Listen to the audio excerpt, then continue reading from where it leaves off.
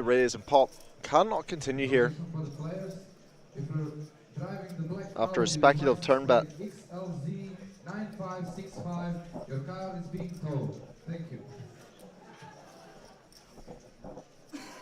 With the ace-jack.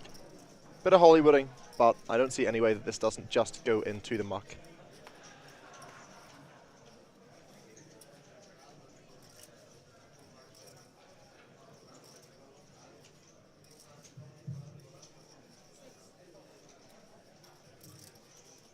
Once again, if you're driving a black Audi with a license plate XLZ, and there we go, to it, winning a nice pot. Couple of chips extra.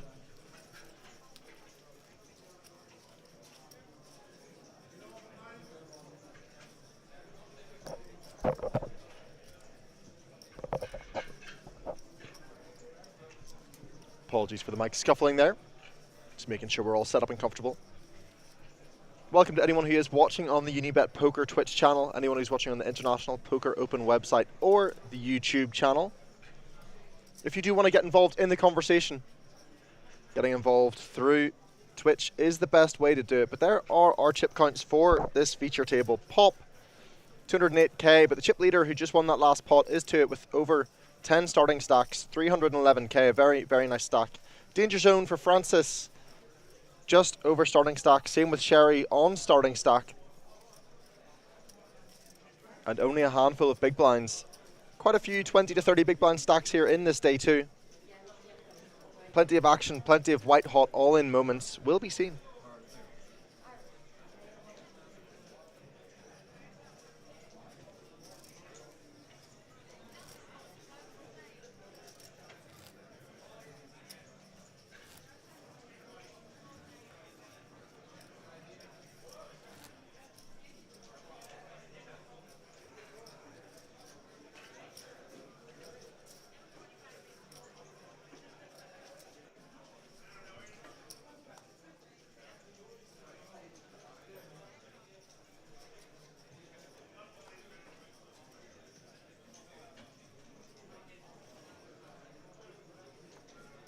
Very reasonable open here from Agonuscus. Definitely much more reasonable than the ace-6 off that he did open from early position. Tens, of course, always going to be an open here. Playing just over 30 big blinds, there is going to be some spots where he is going to get 3-bet and the money will go in. Pop having a look here, Jack-6 suited on the button, just going to have to fold this one. To it in the small blind, King-9 suited, definitely a hand that you could consider defending here from the small blind, but versus another gun open, you might want King-10 suited, but I definitely think this is not particularly out of line. Going to go heads up to a flop. Agonuscus, the initial pre-flop raiser. And likely to see bet on this ace-7-5 two-tone. They do have a density of the strongest aces. They do have all the sets. But Toot's range is still reasonably strong on this board. He is going to have suited ace-X. He is going to have pocket 5s, pocket 7s, some flush draws.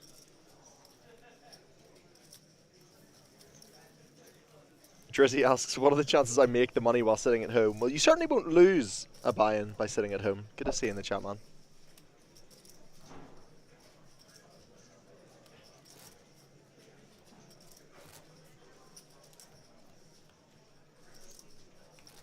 Seems like we have a pretty quiet table here for the start of our day 2 feature.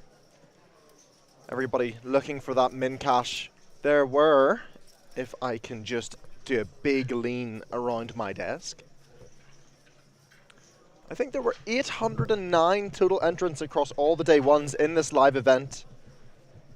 We came back to this day with 116, and there is 39,000 for first. I think there is about 70 places paid in this tournament. Maybe about 76, 77. I'm not sure on the exact numbers of people who are going to cash this tournament, but it's definitely going to be around there. Pop with a very reasonable open, ace-4 suited off of 40 big blinds. Oh, I have a stack, but I will probably stone bubble.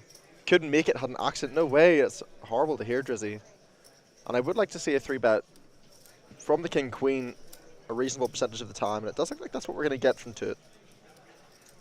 Pop, a very reasonable hand to use as a 4-bet, the ace-4 suited. Could very easily just make this 70,000.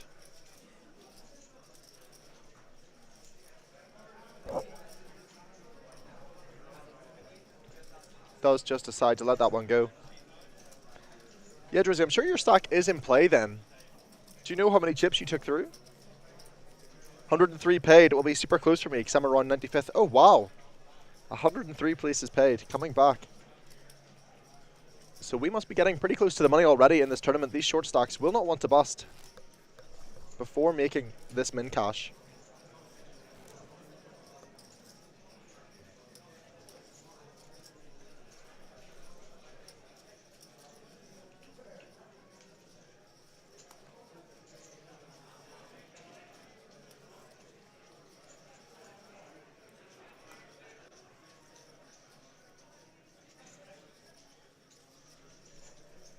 Queen 6 suited from Hopper. Sub 20 big blinds, of course, going to be a fold here in any of these reasons. Ace 9 for Sherry, going to be all in here.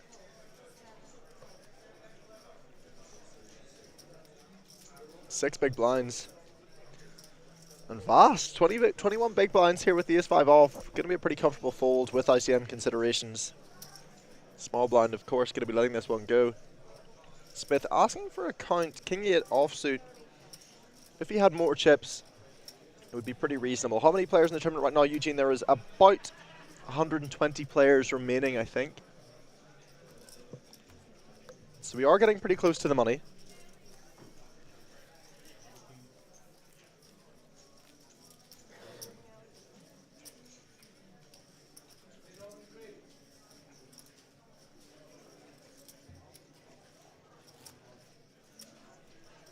And Sherry will be relieved to see that shove get through.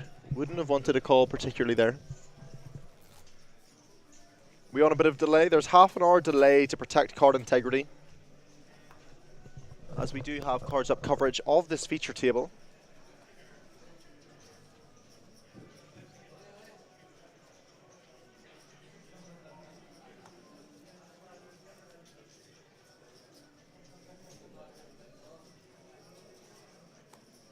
Is that your stack, Drizzy?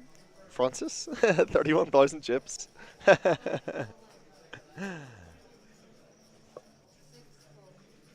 And Siri, all in with the King Jack offsuit here. Ace King for 2. It's going to spell disaster for Siri on this feature table. How many chips did you take through on the online qualifier, Drizzy? 2. Looks like he's just counting out a call.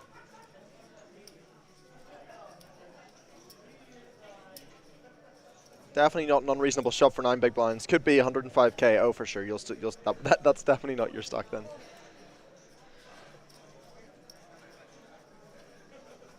I would like to see an ISO here from the Ace King. You don't really want to incentivize callers behind with a hand like this. Maybe use aces, maybe use kings as a flat. But Ace King is going to be a great hand to ISO with. And it does look like there was potential raising chips put in there.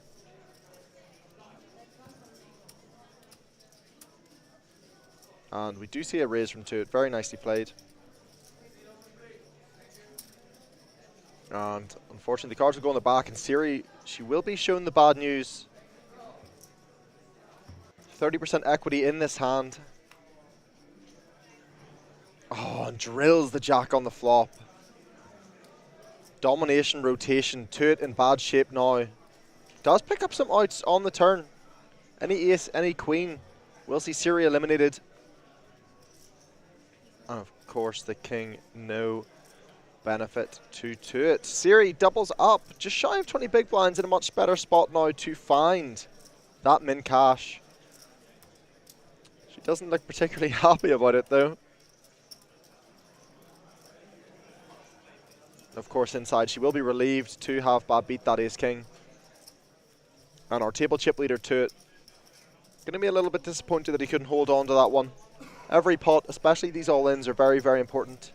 Getting close to the money. But look at those short stacks on this table. 6 big blinds, 14, 19, 20 bigs. Just above for Smith, Aganuskas. Pop playing 40. To it. Big table chip lead here. Just over 50 big blinds.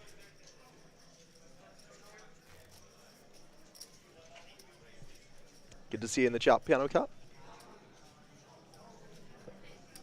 Lost a couple of teeth. Oh, wow. I hope you're okay, Drizzy. That sounds like a horrific accident.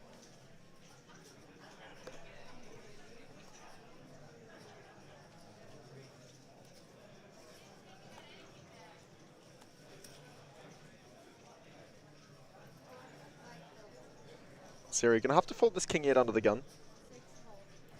Your face took all the damage. That's still not particularly good. Toot wakes up with a monster. Ace queen. Very reasonable open here. I don't think there's much of a need to go over min here, especially with ICM, but making it 2.2 isn't going to be too bad. 2.2 to 2.5.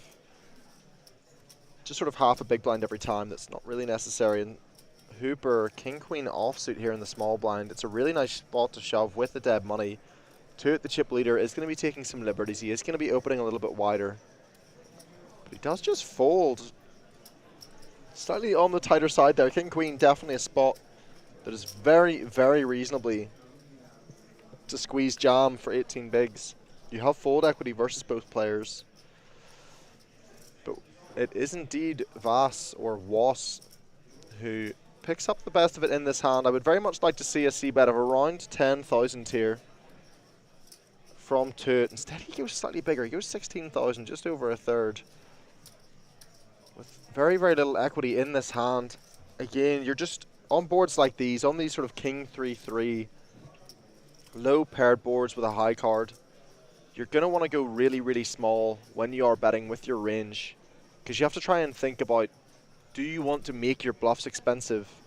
Do you need to risk that extra 6k whenever you're trying to get value in these spots? And Toot might lose some chips here. I would expect to see him check this river. King 10, wow, very, very loose. Check back. I think some thin value is definitely on the cards for Vas there.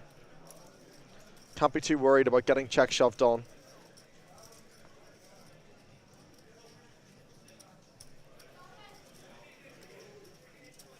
Wonder if my hand will be auto-mucked if I'm all in. I think it stands. No, I think your hand does stand.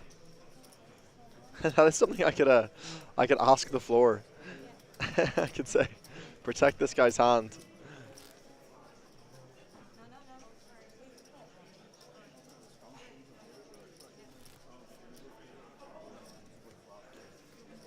It's a little bit large on that flop c-bet there from our table chip leader.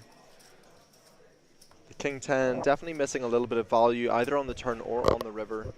Has to think, will our early position player be continuing on the turn with the best of their king X, with their pocket aces, with their ace 3? I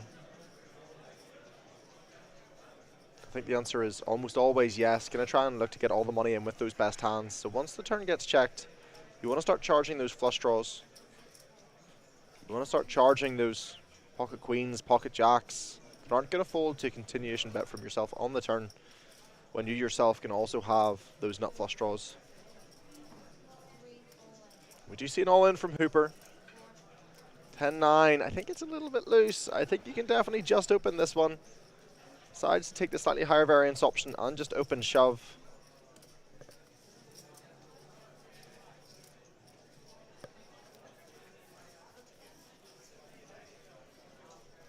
There's 14 big blinds.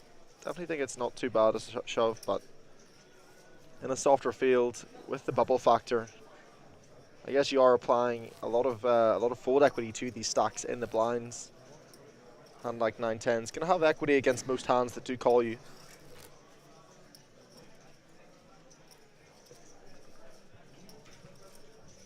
The more I think about it, I think the shove is good for 14.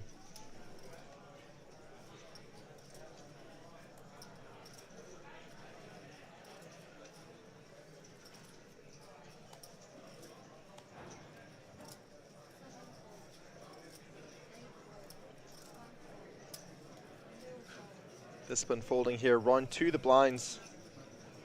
Oh, it looks like a walk. No, a call here from the small blind.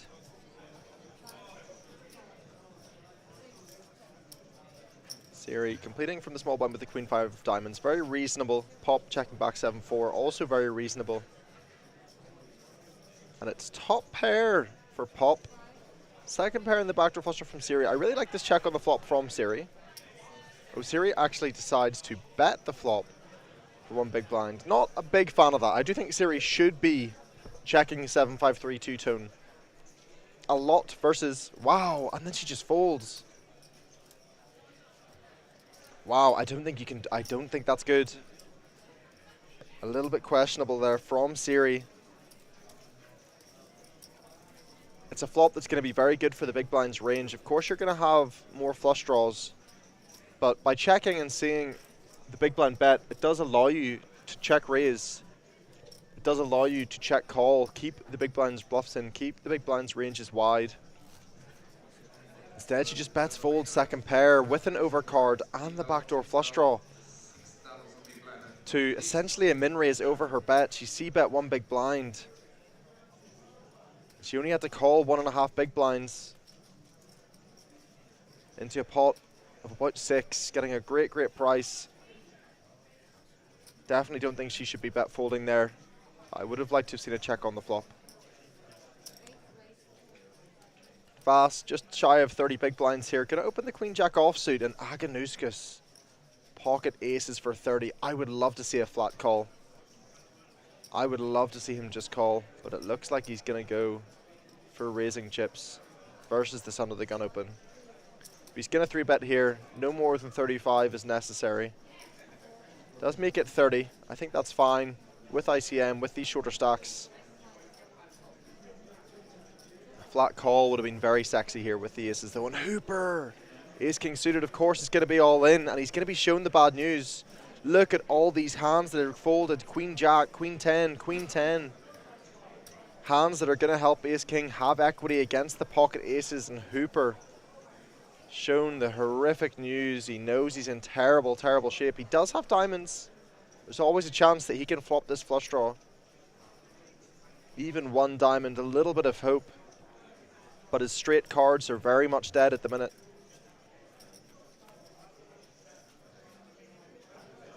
He does flop a king. He does have 2 outs, no diamonds. Still only 2 kings remaining. It's always a sweat for the pocket aces. Do we see the sickest king on the river? Oh, we do! Hooper! Super Hooper coming in with a full double. Ace king suited bad, beating the aces. Getting close to the money of this €300 event, and we saw all those queen jacks and queen 10s dead. Hands that would normally help ace king when they're in that all-in moment versus pocket aces, but that is devastating for Aganuskis. Down to sub 20 big blinds. He could have had just shy of 300k. He could have had just over 50 big blinds. Instead, it is pain.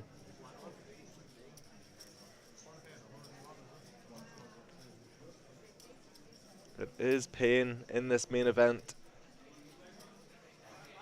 Bad beat City. And you can see his face. He is not amused.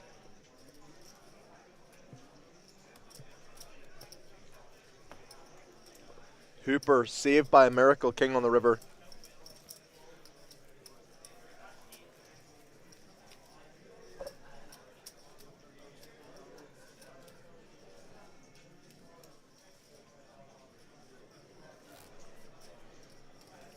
How is the audio sounding today, everybody? Am I crispy fresh? Can you hear the table crack? The ruffling of chips?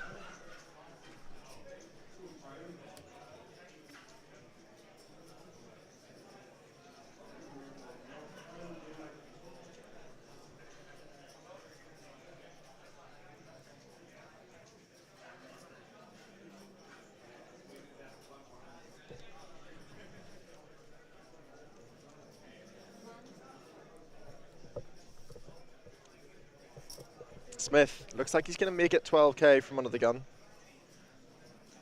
With an underhand and Hooper! See, this is what I like to see. I like to see this call here. He knows there's short stacks that want to shove behind.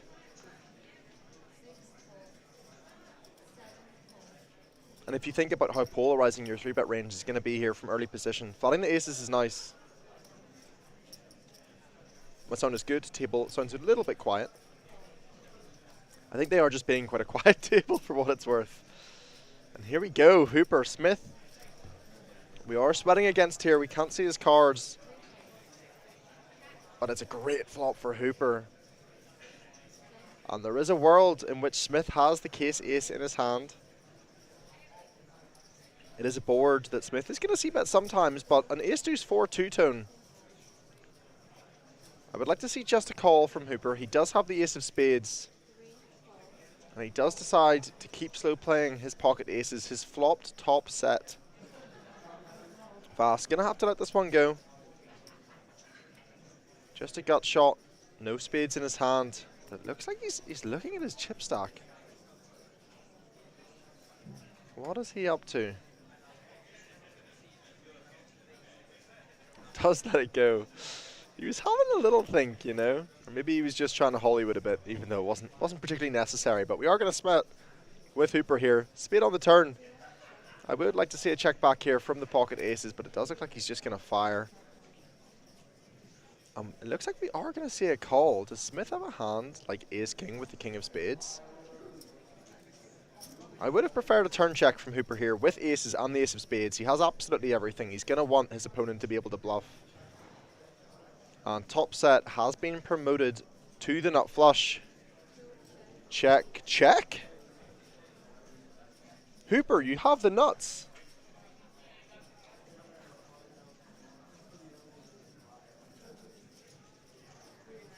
Did we really just see him check back the nuts in position?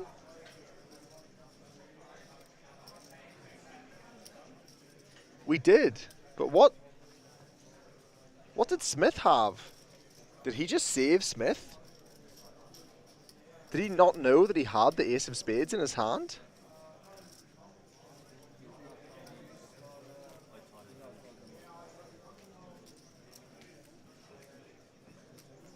The table looks confused.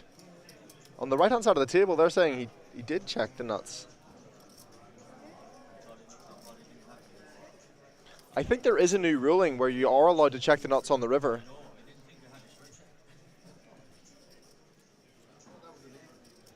Oh, I think he just said to the table, I didn't think I had the spade in my hand.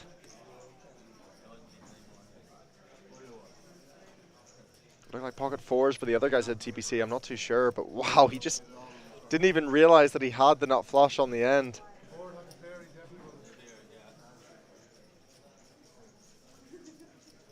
Wow. Yeah, lucky to survive that, says our table chip leader. And Hooper, bad beats aces with ace king, and the next hand gets aces and finds a lot of chips. That would make sense since I guess it was a snap check. He did just snap check back, he didn't even think about it, so he mustn't have realized that he had the ace of spades in his hand. But that is why you should always check your cards, make sure you know what you have. My friendly tip of the day.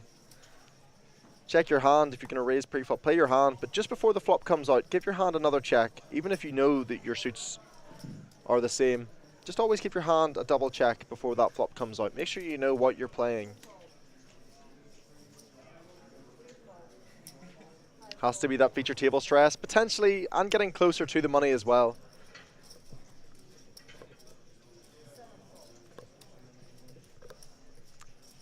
The field is near the money. I don't have an exact field size for you guys. I do think there is live chip count somewhere, but they would be 30 minutes ahead of our stream.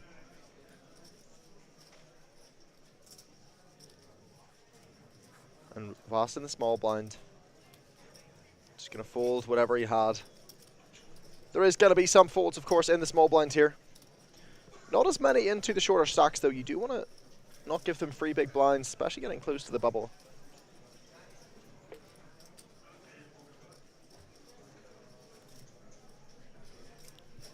One of the most commonly misplayed spots, blind v blind, especially at shorter stack depths.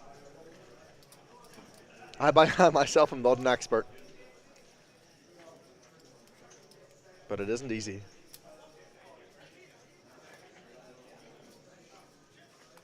Seems difficult to not know when you have the ace of spades. I reckon he must be pretty nervous for sure. Probably still had all the adrenaline going through him. Bad beating the aces with the ace king, and then he immediately looks down and sees aces.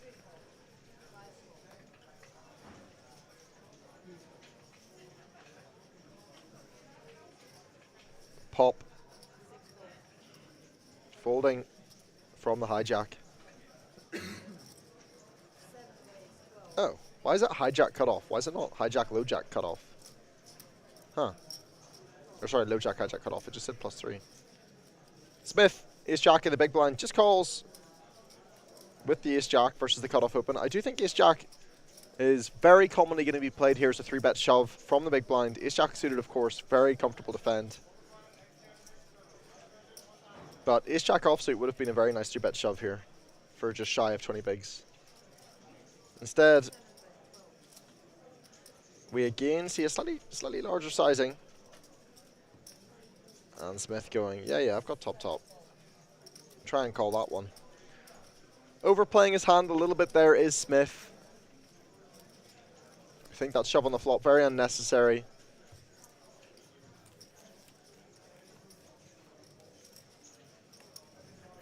You're always behind a 7. Are you only hoping to get called by King Jack, Queen Jack, Jack 10? They might even find a hero fold to your check jam on Jack 7-7. No flush draws on board. A little bit eager from our fellow in the big blind.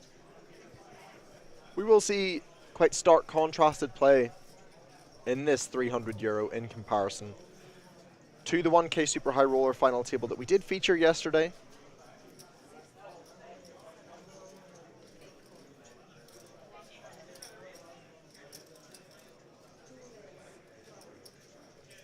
And it seems like the small blind is going to min-raise ace-6 suited, and Hooper's just going to fold King 7 off. Some very strange play occurring today from Hooper and from this feature table in general. Smith min-raising blind v blind, 35 big blinds deep with a suited ace. And then seeing a fold from such a strong hand like King 7 when you're playing blind v blind from Hooper. So it does seem like we're going to be in for some action. It does seem like we're going to be in for some action on this feature table today. Some questionable decisions being made by our players. But the bubble factor may be influencing their decisions. The fact they're playing on a feature table, they may have never done that before. They have friends, family watching the stream. And listening to me. To it. Very reasonable raise here with the ace-10. And a very, very loose call pre from the ace-6 of Aganuskis. Sub 20 big blinds. I would not advise calling here with this ace-6 offsuit. Your hand is going to be dominated a lot. It has very poor post-flop playability. 8 deuce 4. I would like to see a continuation from Tuit on this board. It's very, very dry. If you have to think about the cutoffs range, he's not going to be continuing. With a lot of his hands, he doesn't really have any 2x, any 4x. He has very little to 0 8x.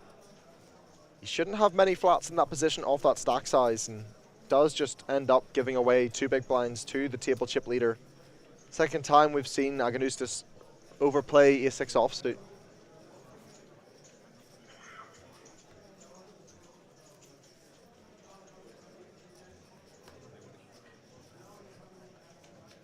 That's a very solid play from our chip leader over there in seat 7.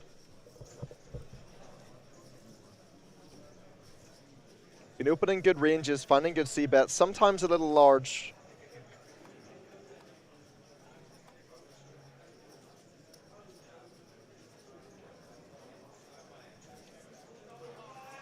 But definitely pretty reasonable.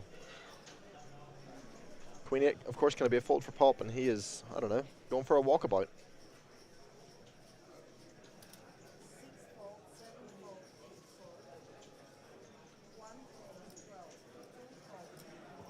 Aganuskis opening the hijack, ace-9, definitely a little bit more reasonable now. He is opening off of 16 big blinds. Francis, good fold, and Sherry, of course, going to have to let this one go, or Siri. Keep calling her Sherry. Apologies for that. And Aganuskis picks up some chips, gets himself up to 19 big blinds. Blind steals are huge at this moment in the tournament because of the big blind ante. Especially when you're playing short-handed, it makes the short stacks have to play a couple more hands, try and get those pre-flop raises in, try and take pots down pre-flop, pick up the dead money that is in the middle. Because even though we are playing seven-handed on this feature table, there is still 2.5 big blinds dead in the middle before anyone decides to put any money in the pot. And if you have sub 20 big blinds, you can be increasing your stack size by 12 to 15% each time you get a steal through. You're of course going to want to use reasonable combinations. And Queen Jack going to be very reasonable from 30 big blinds here with Smith. Hooper, a very reasonable call with Queen 10 suited in the cutoff, but a hand he could use as a 3-bet sometimes. The reason why you would use a hand like Queen 10 suited is because you're actually going to get folds from dominating hands. King 10 off, Queen 10 off, same hand. Queen Jack is going to fold. Versus tighter players, you might even fold out hands like King Queen offsuit. And Pop at the big blind, thinking him through his options. He could shove here, but I think shoving here wouldn't be the best play due to the ICM. Set mining definitely very reasonable versus these stack sizes. And it's a really good board for Pop. He may not have any diamonds, but as far as having pocket sevens and going multi-way, an 8-high flop is going to be very, very nice. He shouldn't lead this board. He should just check it over to our initial Razor Smith with the Queen Jack. Queen Jack with a diamond could consider c-betting 8-4 deuce. But I would have preferred to see a check, but no, we are going to see a lead from Pop. I really do not like this, and it looks like he's made it huge as well. He's gone 25k into 40k, just over half pot. Not an advisable play from our big blind. You're running into over pairs, you're running into 8x, you're running into flush draws with 2 overs, you're running into sets. You're just going to lose chips far more often. You're not going to get called by many worse hands whenever you lead like that. Of course, he takes the pot down, but that does not necessarily mean it's the most profitable or the best play in the moment. And we have seen some very interesting plays today on this feature table. The pressure of the money bubble, the pressure of wanting to cash, the pressure of the feature table could be getting to these players. But that lead with the sevens, definitely not advisable.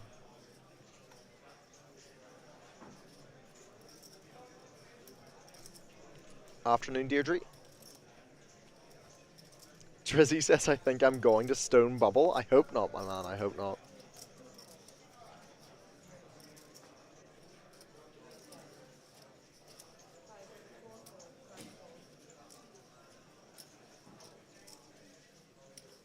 Pop in the small blind. King 9 suited, a very reasonable spot to call here into the chip leader. You don't want to collide with these big stacks.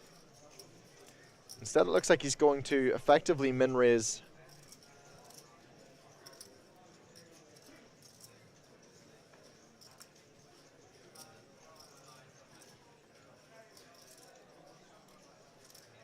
And should be calling here with this suited hand.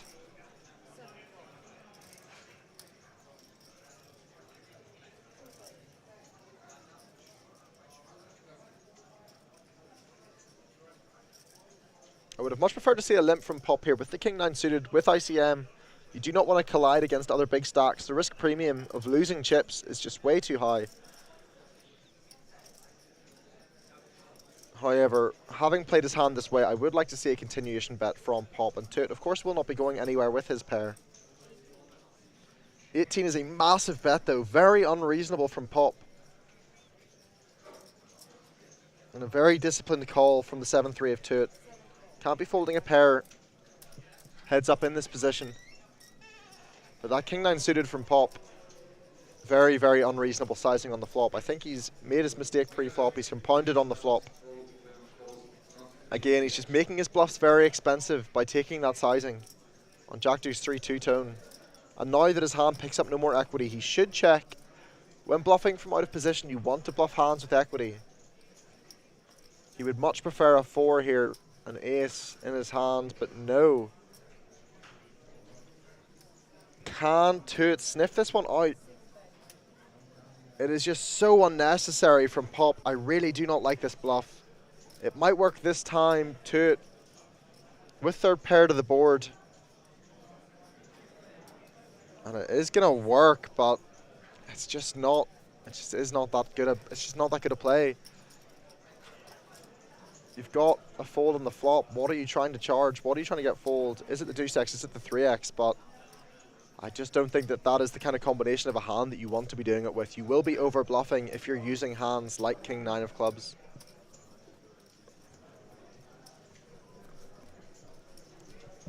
That is specifically the kind of hand you want your opponent to have, not yourself. You want your opponent to call that flop c-bet with the backdoor flush draw, with an overcard. When you're holding those kind of hands yourself, it's just not going to be great. It's not going to be particularly profitable. But Pop gets away with one, gets lucky. Okay, deal for the main event. Finish your hand and stop dealing, please. We're gonna stop the clock.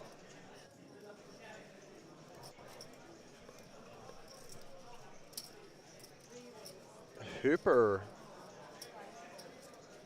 opening the 7-8 suited from early position and 30 big blinds after making a couple of interesting folds earlier on in the day.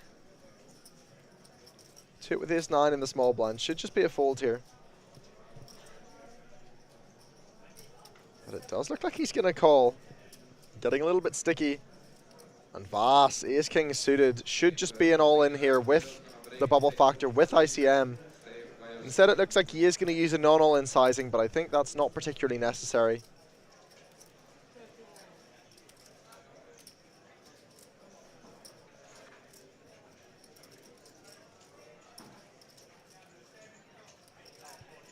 With the bubble, you want to provide that maximum pressure to these stacks that cannot call you when you shove. And Hooper, he's going, I have 7-8 suited. I've got a suited connector. Of course, gets out of the way. And to donating some chips over to Was in the big blind, who does take it down. And not only in 3-bet, it's going to be fine. But with ICM nearing the bubble, giving the potential for players to flop behind, giving the potential for action to be reopened, not providing the massive risk premium that you can to other players by going all in, especially with a hand as dominating as ace king.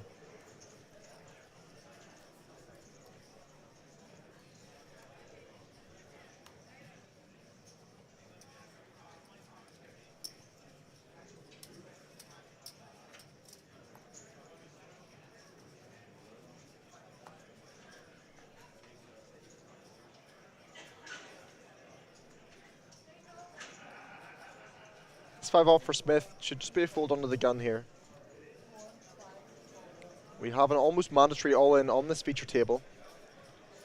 A player that did not take their seat on this day 2. Pop, reasonable open. Queen Jack offsuit here on the cutoff. 55 big blinds. Looks like that is going to be his play.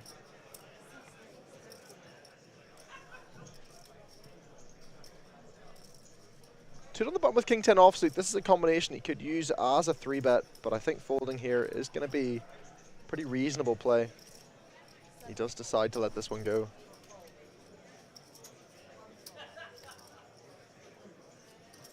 Pop's going to take this one down pre-flop. Aganuskis, a little bit of a loose fold here, 10-4 suited in the big blind. But he is going to want to be seeing this, well, you know what? Depending how close they are to the money, depending if they are, 5, 6 places off the money, I definitely think folding the 10-4 suited there is going to be good. Especially off these sort of 16, 15 big blind stack sizes. You know that there's some players who didn't take their seats. You know there's some players who are going to blast it off. Find that min cash and then start focusing on doubling up throughout the rest of the day.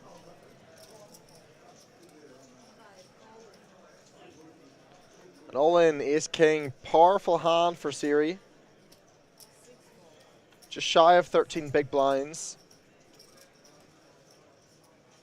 And I think this is just a pretty simple fold for the pocket threes. You're flipping at best. Does let it go. Aganuskis though, doesn't even think about it, just mucks the 5 straight away. I do think 5s should be a fold off of his stack. But a little bit of consideration, a little bit of thought about it would have been nice.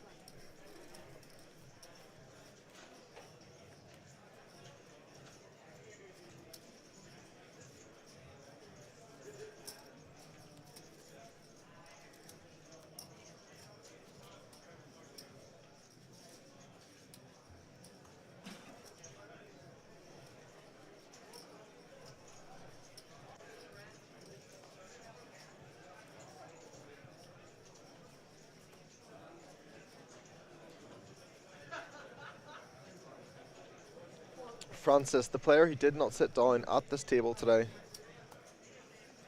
gonna be forced all in, I think, next hand.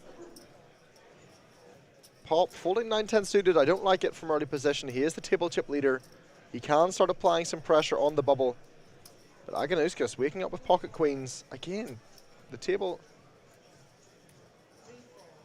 making it bigger than min, which isn't necessarily advisable here in this ICM situation. But of course, as you're going on their backs, it's going to be a race. The most classic of races. A queen is dead does make it a little bit easier for Smith to potentially win this hand. An ace or a queen, an ace or a king, sorry, and these queens will not be in good shape. Diamonds, spades, both working for Smith. Aganuskis, the player at risk.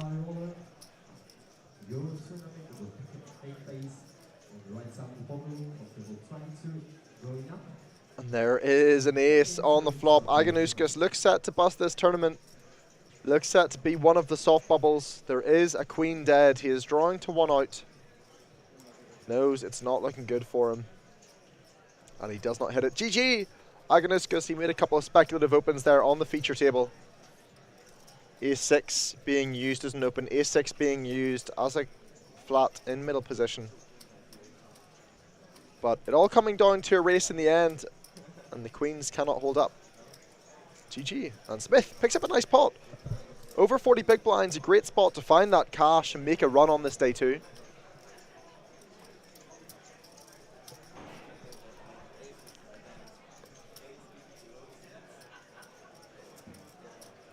Main event player, take your seats.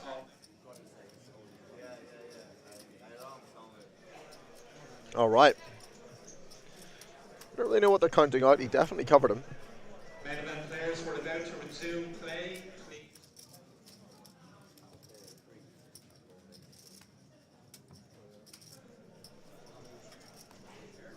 I will try and mute whenever TD announcements come over the tannoy. Because of course you guys don't want any spoilers. So Even if it's just the players going on break.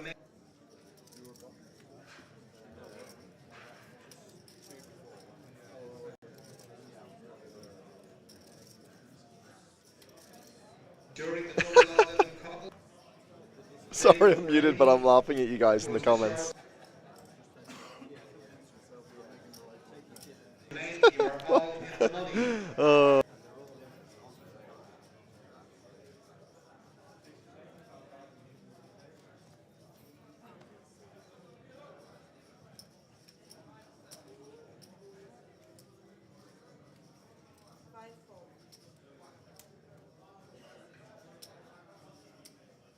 You with 6.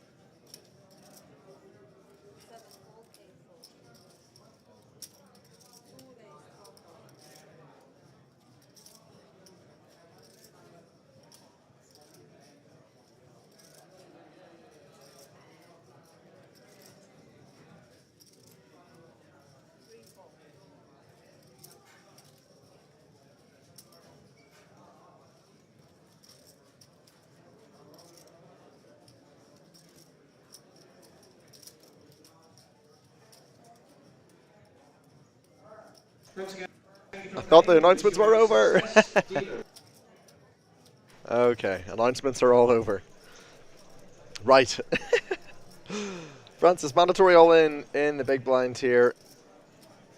Per Francis, he's not going to make the money. I don't really know what's going on here. But that made me laugh, something shocking. The t-shirts are minging. Those IPO team shirts are lively. Bad darts team vibes.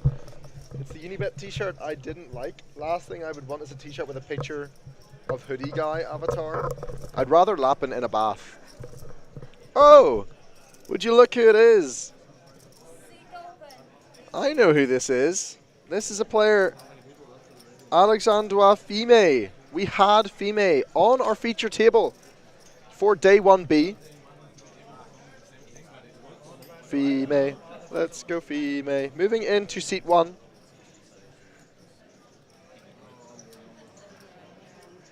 And it looks like he's got a bit of a stack. The very least over 20 big blinds. To me, it looks like he's got about 120k as long as he's stacking those in 20s.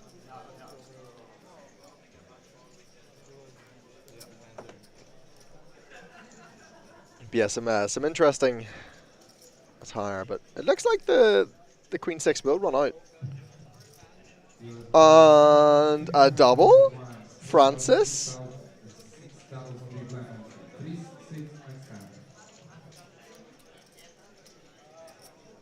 Or Invisible Man. Looks like they're going to double up to 3 big blinds. Mandatory all in with that Queen 6.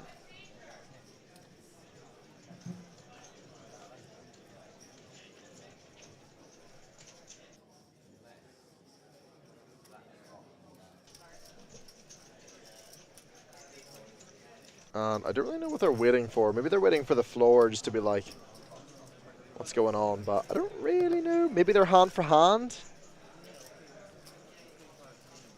Oh, they're just removing the player. Eliminating from the tournament, so I guess... I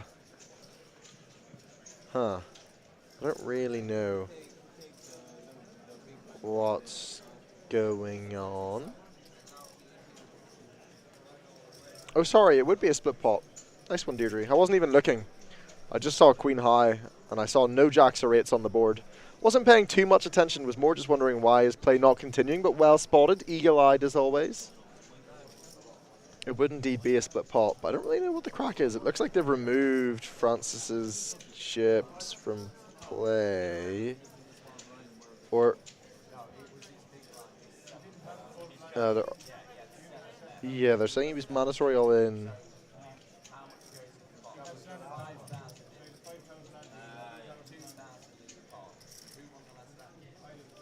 I think they're trying to work out. Come on, Pred, back to the basics. To be honest, I didn't even look at the board. I literally just went, oh, no jacks or 8s, Queen High is good. I genuinely didn't even know that it was 2 pair with an ace high. Or with an ace kicker.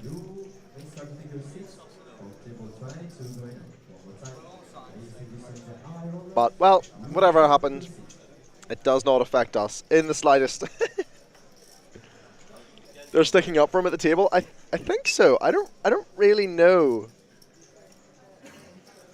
what's going on feature here. Definitely getting close to the money, like very, very close to the money here on feature. As we came back to the day with just over, I think, 130 players, and 103 made the money. Ah, yes, there we go. What is this, the guy who wasn't there? Yeah, the guy who wasn't there was mandatory all in. And he got a split. He chopped the pot. He did chop the pot, so he's going to have, I think, a blind and a half.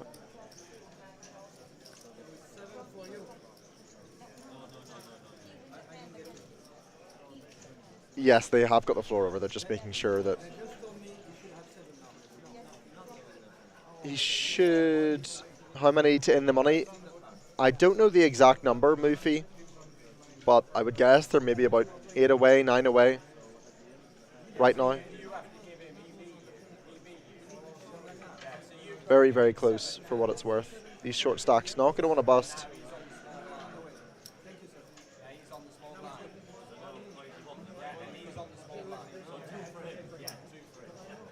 There we go. The action will resume in this main event. Let's go. Slowly working out. I'm going to just win this tournament without being there. Imagine if you genuinely, every time it came around to your big blind, you just kept winning the mandatory all in. That is a statistical possibility because of the big blind ante, right? That you could continually win the big blind all in. Post your small blind, next orbit, win the big blind all in. That would be the most ridiculous sun run. Even to make like a ladder or two would be kind of crazy. Pop gonna have to fold this one from under the gun. Our boy can't get two on the line here. Everyone here gonna want to make this min cash. I actually don't even know what the min cash is. I would guess around €500. But I don't have any visibility from my screen. I'm sure anyone looking at the live payouts would know. The guy who wasn't there went to Showdown. Yeah, it did go to Showdown.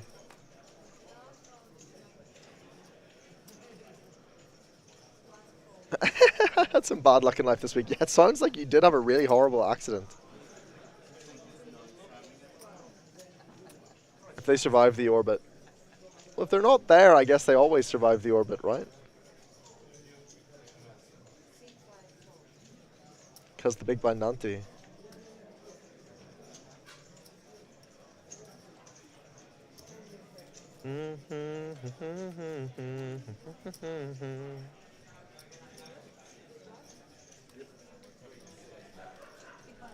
All right, dealer change.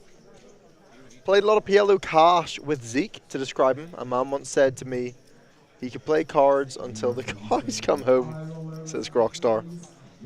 Who is Zeke on our table? Which one is Zeke? Which seat is it, Crocstar? Who do we need to keep our eye on? More TBCs. The shirts are nothing to do with me. They are colourful. I think they're fun. I think they're fun. I'm not wearing one, but I think they're fun. I'm actually wearing a... What would I describe this? A cream and green checkered sort of shirt thing. Seat 6 with the sunglasses on his head? Ah. Well, he was our table start of day table chip leader on this feature table. I think he is no longer our start of day table chip leader, but he does still have a healthy stack. He is still looking like he's going to have a very, very reasonable chance of cashing this tournament. It's like a shirt. It is a shirt. It's just not particularly conventional. It's got like a funky collar. But yeah, Zeke Toot from Cork. He's from Cork, County Cork. Labs is PLO. Oh, I can't do that bit. Some Cork accents are very fun.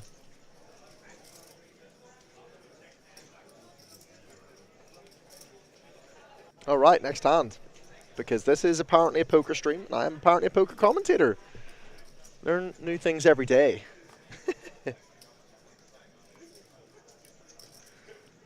Alright. We're getting a real good look at Toot.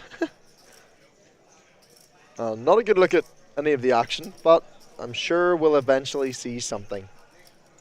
Does look like a raise has occurred down the table.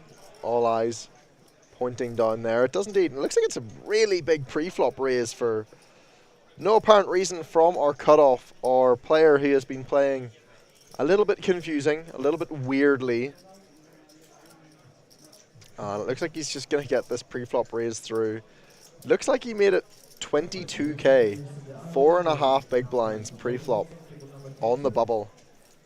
Not advised, but you know, whatever he wants to do. It is no limit hold'em, meaning that there is no limit to the amount you can bet as long as you have the chips in your stack. On any of the streets, pre-flop, on the flop, which are those 3 community cards, on the turn, the 4th card, the river, the 5th and final card that is dealt.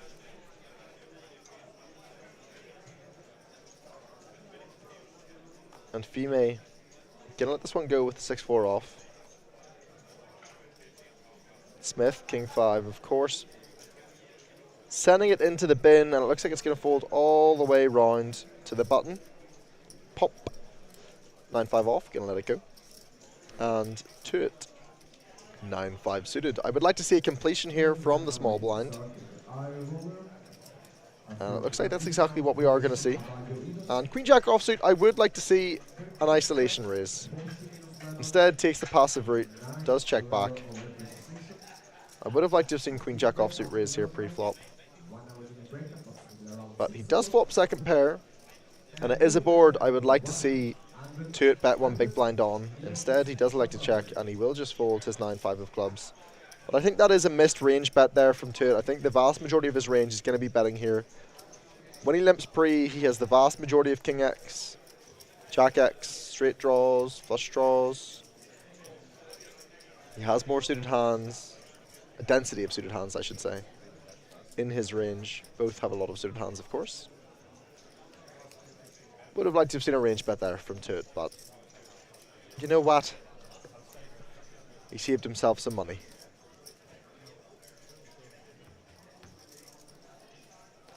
Definitely going to be a little bit looser, a little bit less theoretical play in this day 2 main event compared to our super high roller yesterday.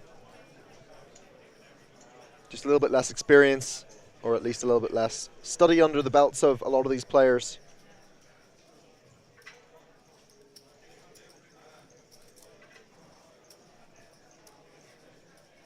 Hooper, queen 6 suited, should just fold this one.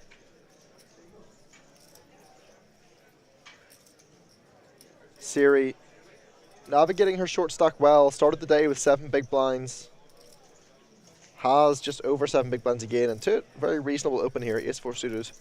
On the button, I would like to see him in raise, just make it 10k, but he is going to make it 12 if he continues what he has been doing. It looks like he's actually going 13. Potentially. 14. Alright, let's change our sizings. Why? Because why not? Female not going to defend here, and Tuit's going to take this one down pre-flop. Making it over 3x here from the button with the ace-4 suited.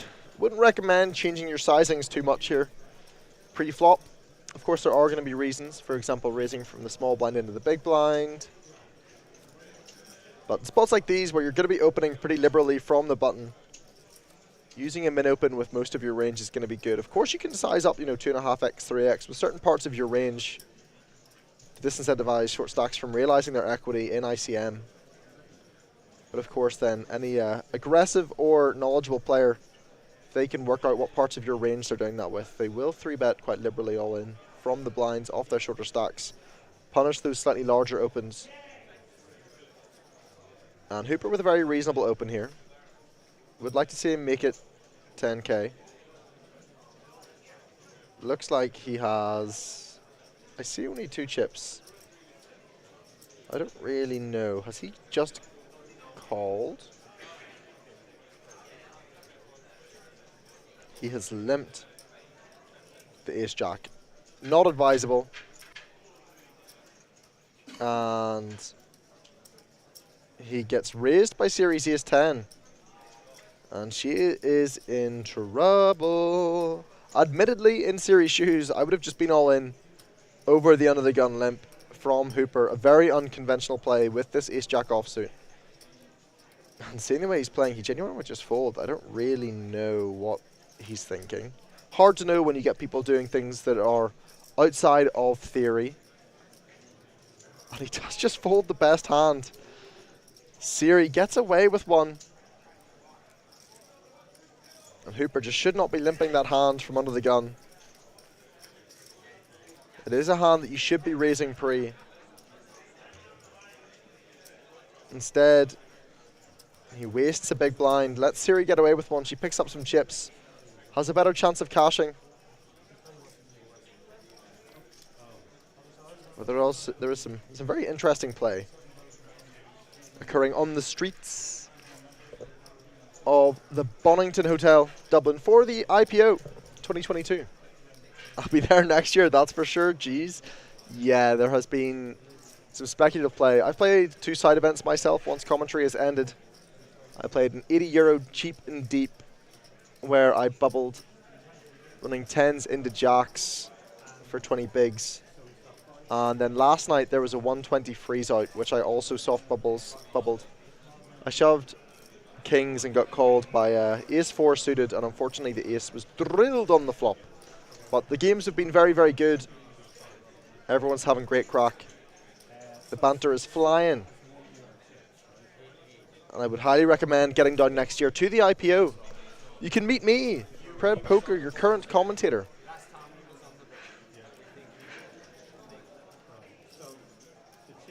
The IPO is indeed once a year. It's usually at the same time every year as well. It is always around Halloween, late October.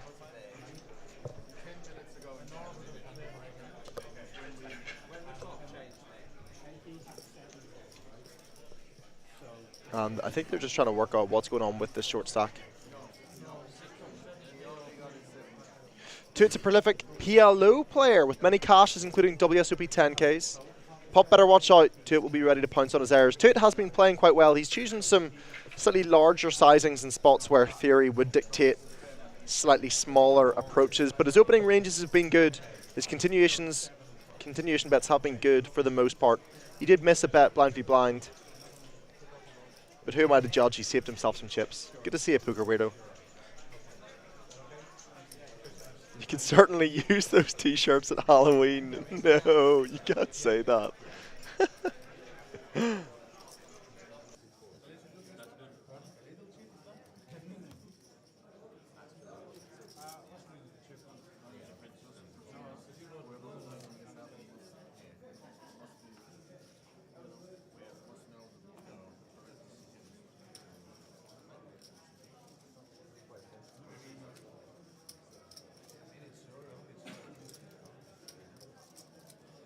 And for anyone who's thinking of coming down to the Bonington Hotel today or tomorrow there is a fancy dress Halloween competition. €300 to the best costume. I have brought down my costume that I wore at a Halloween party last year. It is very simple. It is a costume of Dionysus, the Greek god of wine. As in, I have a robe, a purple sash, and a little golden wreath that I can put on my head. And I can drink some wine. It's a good excuse to be able to drink some wine.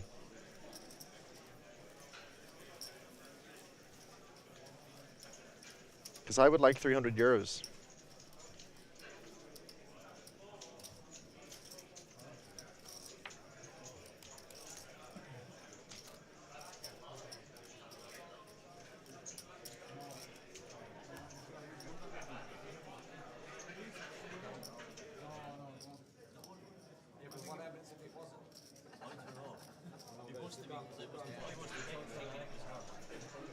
So,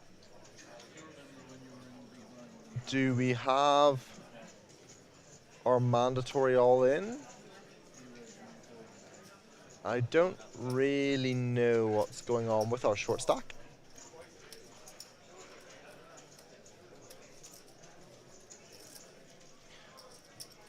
On the tighter side, folding that Queen 10 offsuit.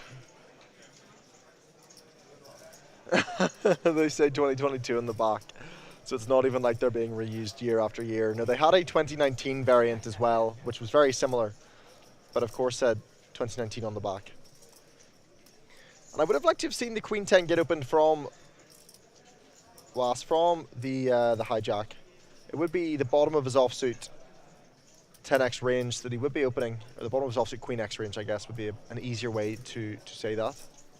Queen 10 off would have been a nice one to use. But in ICM, folding is rarely your worst option.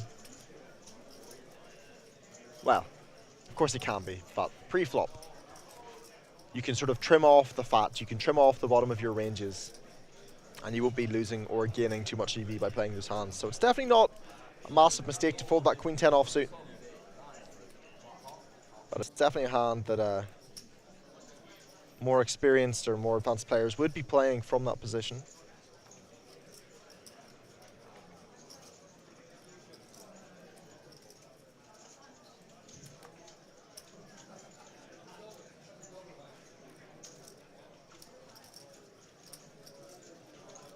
And Fime, one of our players that we saw playing day 1B 2 days ago on the stream, wakes up with the jam jars. Smith flat calling the ace-10 suited from the cutoff. Not unreasonable, and it looks like Siri is going to fold, and Pop should be calling here with the Queen 8 of diamonds. Could be some drama on a 2-diamond flop. Smith with the nut flush draw, Pop with the Queen high flush draw. Fime has the Jack of diamonds. And Fime locks up this hand. Pocket jacks. Flopping middle set. Smith could be in trouble. He could look like he's going to lose some chips. He's flopped top pair. No flush draws on board. And I would like to see a c-bet from Fime in the midst of around 10k. Anything between 10 to 15 is going to be pretty reasonable here.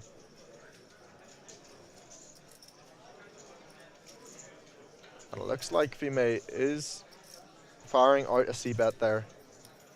Graphic is wrong. Looks like he's put out about 13. 14. Third pot goes out. Smith with the call. I would like to see another barrel from Fime looking to get all the chips in on the river. They may be near the bubble, but you're going to want to charge these ace queens, these ace jacks potentially, ace tens, ace four suiteds that might have called you pre. Giving a free card to hand like king queen isn't the worst either though. Checking here on this board, it is quite dry. No backdoor flush draws. But I would prefer to see a double barrel. It does look like that's exactly what we're going to get. And anything half pot would be perfect. 30 to 35,000 would be my ideal sizing that I see. And we do see 27,000 from Fime, so just shy of the 30,000. Not quite a geometric sizing. But Fime is going to be licking his lips. An ace on the river would be sickness. A 10 on the river would be even worse. And I don't see a world in which Smith can get away from his hand. Fime boats up on the end. He will be shoving about 60% pot, which is why I would have liked to have seen a slightly larger turn bet, setting up that geometric river shove. But Fime's going to be all in, and Smith is going to have a horrid time finding a fold with trips. Can he ever consider a bluff from Fime? Or is Fime only ever going bet, bet, bet with value? And can he find a hero fold with ace 10? I think it's possible. Nope. And that is going to be a big decimation of Smith's stack. Fime doesn't even look like he's worried. He knows he's got the best hand here. Smith has to show. And Fime picks up a beautiful pot. 273,000 chips. Chewing his gum ferociously as he picks up a big one. Nice hand, well played. Can't fault the bet, bet, bet line whenever you flop a set on river or boat. The hand played itself, sizings could have been a little bit different, but the small turn sizing from Fime, definitely a very, very reasonable bet. Betting geometrically is always lovely, but betting smaller there is going to keep in weaker ace X from the cutoff. Who knows, maybe someone gets sticky with a hand like King Jack. And a beautiful river to get max value from those ace X hands. Smith didn't really want to take his time to consider it. He just went, yeah, I've got trips.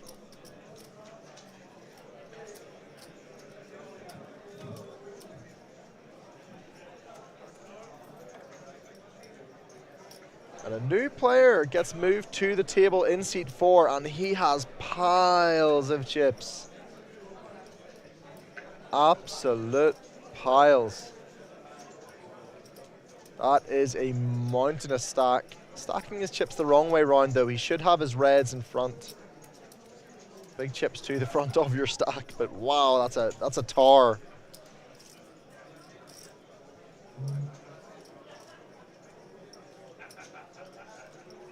Four rows of 20 reds. Looks like about 10 beside it.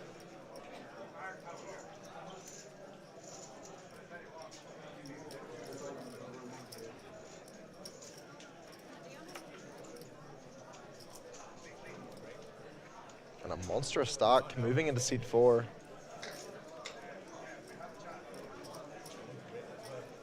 Harbo is correct. That is not something you want to see coming to your table, especially if your Siri in position. You're going to get shoved on a lot. You're going to get the bubble pressure put on you.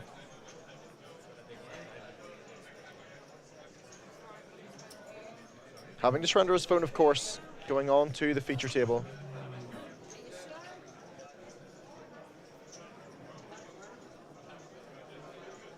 Fime saying his phone is not on the table.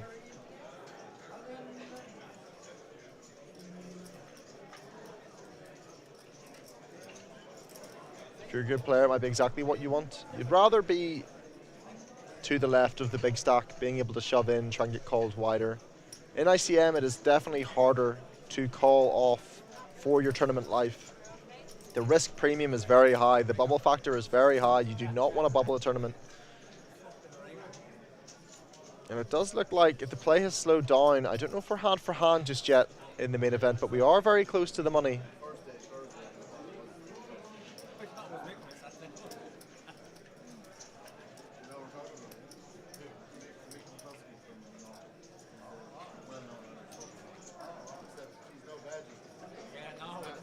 Talking about Mick McCloskey, well-known Irish player, runs a blog detailing all of the events that happen across Ireland throughout the year, characterised by his baseball cap that has lots of pins in them, little badges. Lovely guy, very knowledgeable when it comes to the Irish poker scene. And most people will be friendly with him.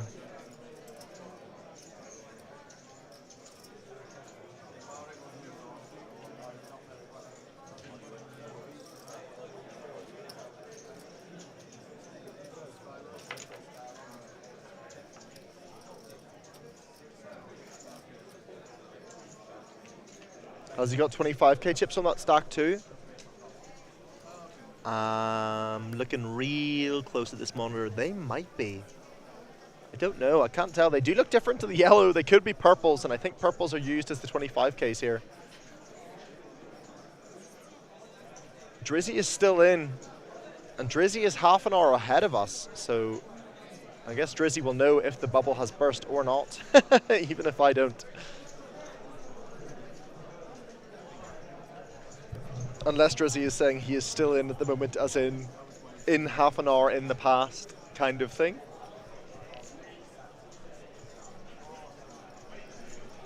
But play is slowed down. I don't know for hand. We might have been because they did wait for showdown whenever we saw those jacks all in against the ace-10 on the river, boat versus trips.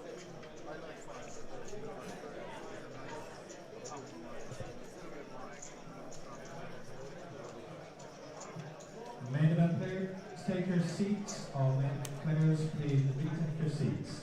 Oh, yeah. All in players, please take your seats. So they must be hand for hand. They are hand for hand in the tournament. Yes, is in here on stream. Ah, I got you. Resume play. Please retake your seats. All main event players, we are about to resume play.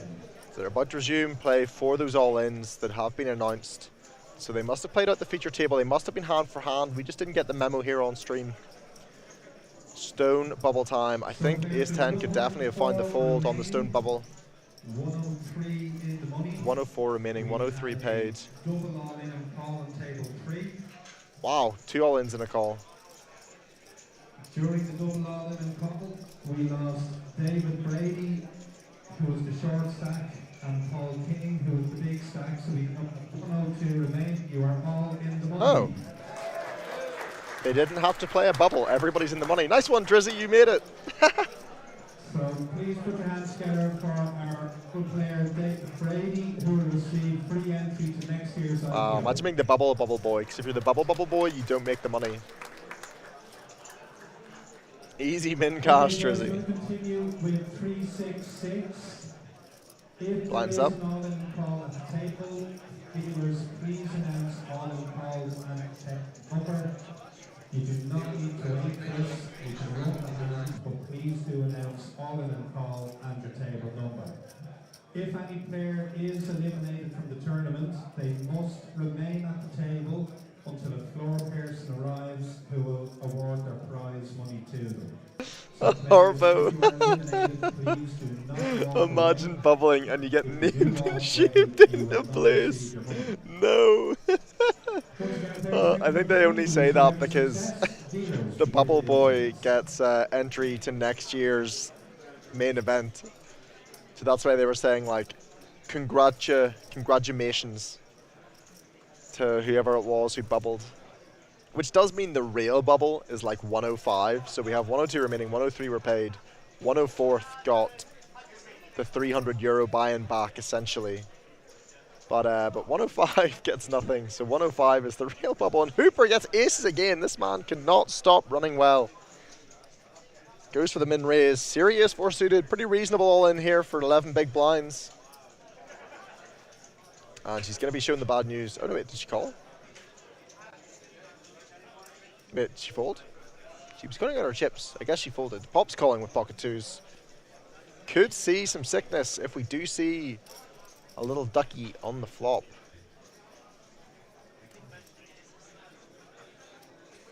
Whoa, a set for Pop. Hooper, who has bad beat aces with ace king to cash this tournament.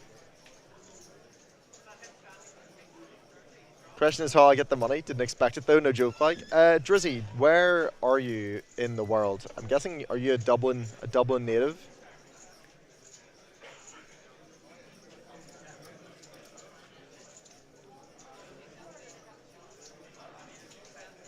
Because I could always get it in euros at the event with like your permission. Oh, you're from Belgium. Do you take stars transfer? Because I guess like, I don't know if like it's possible that I could, well I guess maybe they'll credit it to your Unibet account. I don't know. If you want, I can send a message to the tournament director right now. I can send him a text and say, I know a guy who isn't here but has cashed the tournament. How does he get his money? Yeah, because you could arrange something with Unibet. You could arrange something with me as well, because I could always like stars transfer. But I guess it'd be really hard to verify that you are you. Like giving the permission. And Hooper, he's going to lose all his money. Should be all in on this river with pocket aces. And if he's not, Pop will put him all in. And he will call. And he will bust. That's 35k. Belgium doesn't take stars transfers? Ah, okay, yeah. It'll be something with Unibet, I would say. But Pop's got to be all in. Hooper playing this hand very, very out of line, as in, by out of line I mean out of theoretical lines. He should have just been bet all in. Instead he's gone bet, like tiny. Pop, you've got to shove. You can get caught by queen jack, you can get caught by kings, aces, ace queen. You can't not go all in here, big son. Just go all in. What is that? What? Bleh. How do you not get the maximum? Hello, I'd like to cash another player's money. Oh, chat, how does that money not get all in? Pop and Hooper. Hooper just dodging bullets left, right, and center today. How does Pop not shove for value on the river, man? You've got a set on like a super dry board. What are you scared of? Pocket jacks, pocket queens? They're going to be all in. He's not going to bet. He's not going to go bet, but go like a third pot, quarter pot, sixth pot, whatever it was.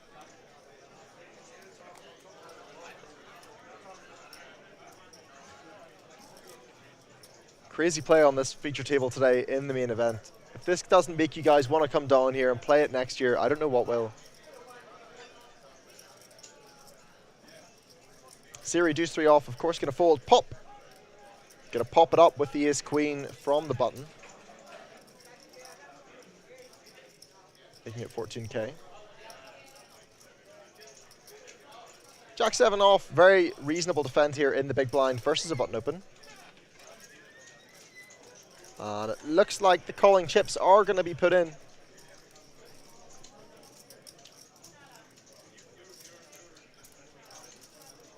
Whilst making the correct defend here, off all of his 22 big blind stack. And unfortunately, not a great flop for his Jack 7. He does have the Jack of clubs, definitely a hand he could consider floating on this flop. But versus the button's range, they have a ton of 10x, they have some 4x, a lot of flush draws, they can be wrapped around the 10. I would like to see a one big blind bet here, but instead, Pop continuing to pop it up, and he just loves these massive sizings. It's so unnecessary with a hand like ace queen. You don't have a club, you don't have a backdoor flush, you don't have any straight equity. Pop sizing's just not really it, chief. Very, very big, very, very exploitable for players at the table. More experienced players like Tuit will be noticing these things. They will notice that these are some crazy sizings. They're making his bluffs very expensive. Softest tournament in the world. Don't even have to play it to cash. Yeah, just play an online day one. Make the money day two. You don't even have to go.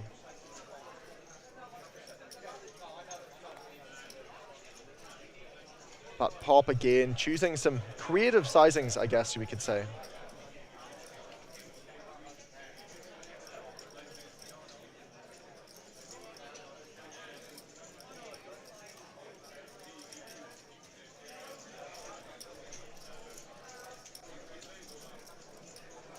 Tuit, reasonable open here. Ace 2 off from the button. He has, unfortunately, been losing some chips throughout the start of this feature table. But playing very solid. Picks up a nice uncontested pot there.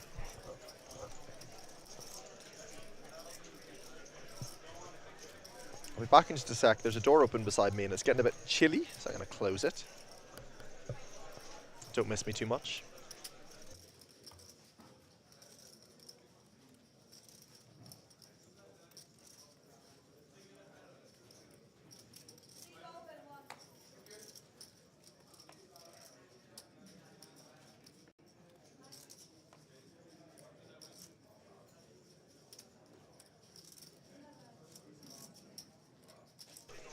I have made it back. I'm alive. And Hooper should be all in. Ace King. This man is picking up hands for days on this feature table. Should have been broke earlier with aces versus the twos, but somehow survived. Will he find a double through one of these players? He will not. Raise and take it. Smith, of course, a short stack as well here in the big blind, playing only 12.5 bigs.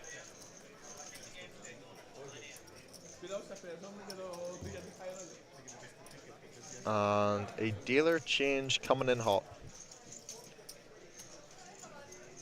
Silver Fox leaving the table. Fime, 258,000 chips in seat 1. Chip leader Stokes in seat 4, so he has come in with just shy of 500,000 chips. The new player to this table, we have not seen him in action yet. Pop, seat 6, just shy of 400k. Tuit, our start of day table chip leader, 191k, still just over 30 big blinds. Still a fantastic stack at any stage of a tournament. Very, very playable. And to my knowledge, one of the more experienced players at this table. I don't know too much about Fime. Don't know too much about our new chip leader Stokes. With that, just shy of 500,000 stack.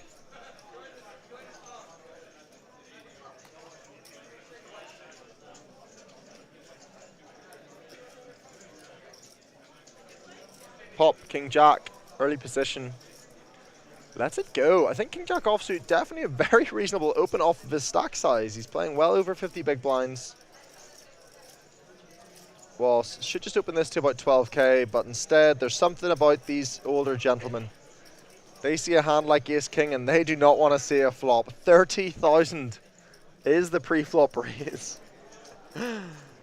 And he folds out the big blind. He'll be happy to take that one down. Some of these guys, they don't like Ace King. 4.5 big blinds pre, almost 5 big blinds. It was essentially 5 big blinds pre. Sheesh.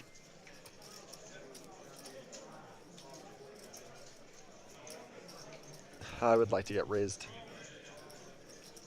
into my big blind by a 5 big blind open. It's all I've ever wanted.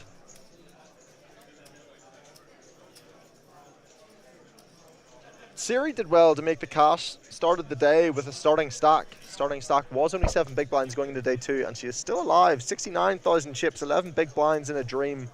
The spin is very possible.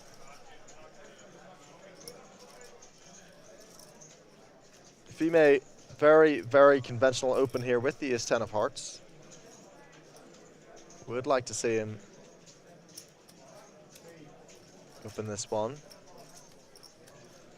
Would have been a travesty if he had not done that. We see a flat from the small blind. King Jack offsuit from Hooper. Just not advisable at all. My man is playing 12 big blinds. Just put it in the middle and Stokes Going for the squeeze with queens. Great spot to squeeze. Does make it a small sizing. Does incentivize Fime to come along. The weird thing is Hooper's short stack. Hooper's range is so horrifically capped. There is a world in which Fime just calls, knowing that Hooper has a horrifically capped range. Flooding off 12 bigs in the small blind is not something you're going to do, and it does look Fime is going to find that call. I think it's very reasonable with this suited Broadway, with the Ace-10 of hearts. Hooper burning some more chips, throwing them into the fire by just calling that King-Jack. It should have been all in, but it looks like he's managed to avoid some bullets. Potential for fireworks, but this is a flop that's great for Stokes. Neither player going to have a lot of deuce-X, so you're basically just playing your range, which does mean that Stokes should continue here. For something in the region of about 20 to 25,000, I think would be a really nice continuation bet. And would you look at that, 20,000 from Stokes, beautiful C-bet. Fime shouldn't be going anywhere. 2 of our cards, backdoor straight draw, backdoor not flush draw. Still very live against a lot of hands that are going to squeeze you in spots like this, knowing the small blind's capped range. Fime does come along. I very much enjoy that call. Stokes loving this turn with his pocket queens. Of course, Fime can have pocket aces and pocket kings here. Stokes does decide to pot control. Fime would do rightly to check back. He's not going to get any pocket pairs to fold. He's already either way ahead or way behind in spots like this if he thinks about Stokes' range. And a great check back from Fime. And he does Stokes. Stokes snap checks the river card. Fime, there's only 2 ways about it. Do you bet half pot, try and get called by kings and queens? Do you polarize? Do you go all in?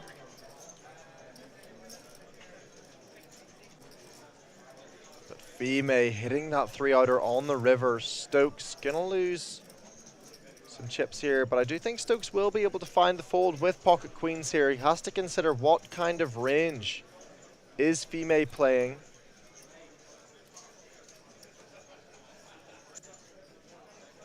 And no, we just see the snap call from Stokes. Oh, it was a tiny, tiny, tiny river bet. Not something I would advise. Betting that small in position is just never going to be good. Stokes unfortunately losing quite a large pot, getting rivered.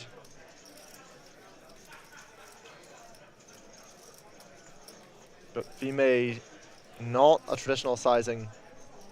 It is very rare, if not almost a complete exception, to bet less than half pot in position on the river. So I really do not fault Stokes for calling there. Hard to know that he's ever going to be ahead. Has to hope that 6s, 7s, 8s, 9s. Is Hooper stack correct? Said 60k, but looks a lot more. It does actually look a lot more. It looks to be over 100k. Good question, Harbo. Good question.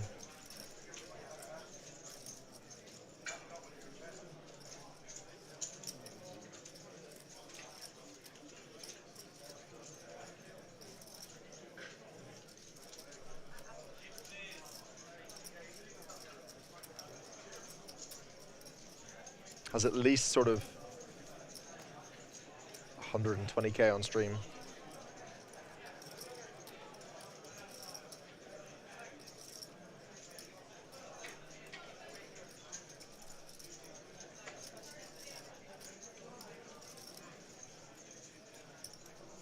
Well spotted, Hooper. Well spotted, Harbo. Makes that King-Jack offsuit flat from the small blind a little bit more reasonable. Siri, all in.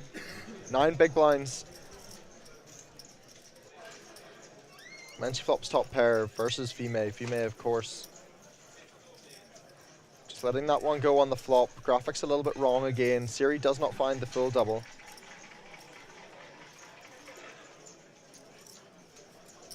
Alright, we are going to get an updated chip count on the next break, Harbo. Thank you for pointing that one out.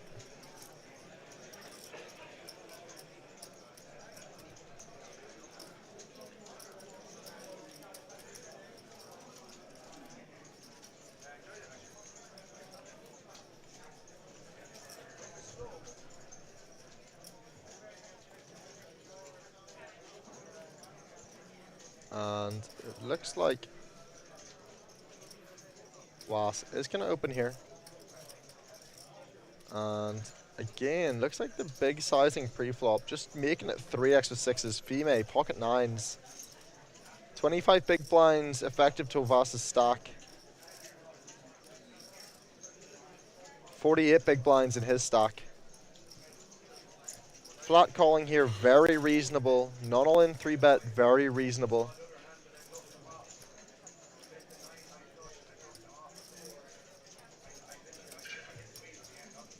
Asking the dealer if he can see the stack. I was wondering if he was, I don't know if he was asking the dealer for a count, but I don't think that's allowed when the player's not all in. Couldn't work out the flooding king tech off, but makes a bit more sense. Yeah, that was well seen, well spotted. We just see the call with the pocket 9s, and 9 is dead, a 6 is dead. 9's in great shape, knowing a 6 is dead. Full draw into the big blind, pop. 7s, just going to be a call here, no need to squeeze. It would be a very out of line squeeze here from pocket 7s.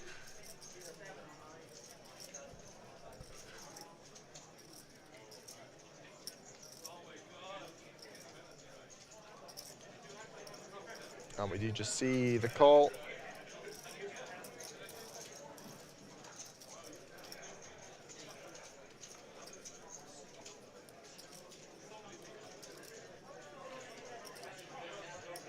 The real question is, does Was c-bet?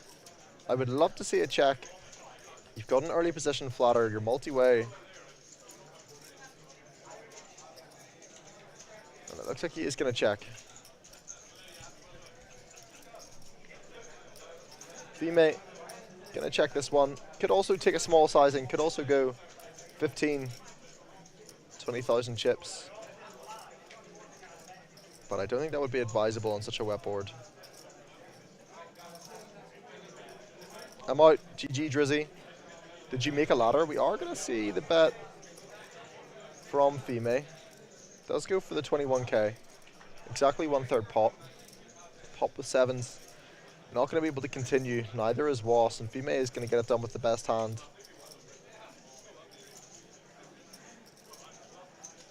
Not too sure how advisable this bet is from Fime with pocket 9s. He has so many more equitable hands and made hands, they're going to want to bet this sizing. I don't think he wants to bet range here, and if he's betting 9s without a club, he does have a gut shot, but he does have third pair to the board against 2 ranges that can have sets, straights. Nut flush draws, 2 overs and a gut shot with a nut flush draw, backdoor flush draws. But we're going to see a raise from Pop. Pop has been so aggressive. And he is suicide bluffing with pocket 7s. I don't know where this raise is coming from. I don't know what he's seen, what he's smelt. You made a pay jump? Nice, man. But this is a ridiculous raise. Chat, I would not advise this whatsoever. It's going to work this time. But think of Fime's range. Think of what he's c-betting on this board. What does this achieve with pocket 7s? What are you folding out?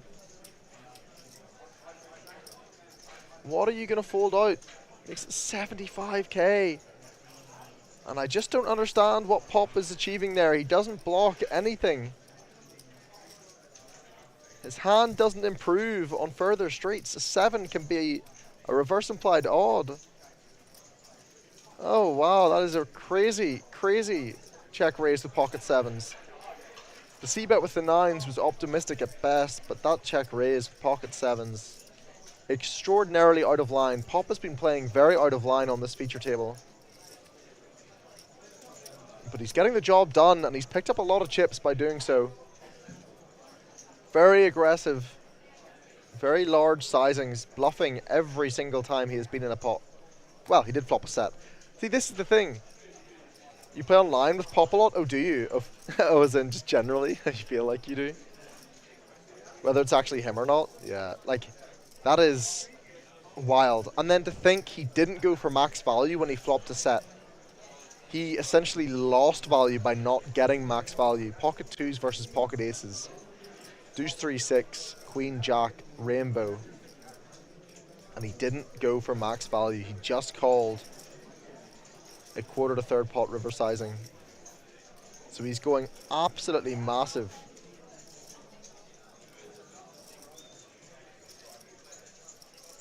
With his bluffs, and he's not getting max value with his value hands. And here we see an out of line 3-bet from Stokes, ace-9 offsuit. From the cutoff versus Fime's open. Fime getting kind of bullied at this table a little bit.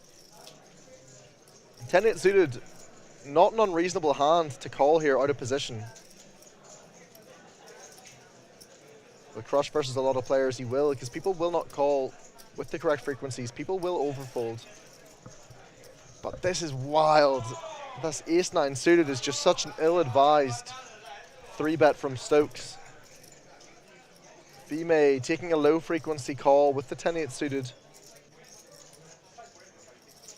Nothing for either player. If Stokes is to c-bet this board, I would prefer a larger sizing, something in the region of half pot. Something around 30 to 35k.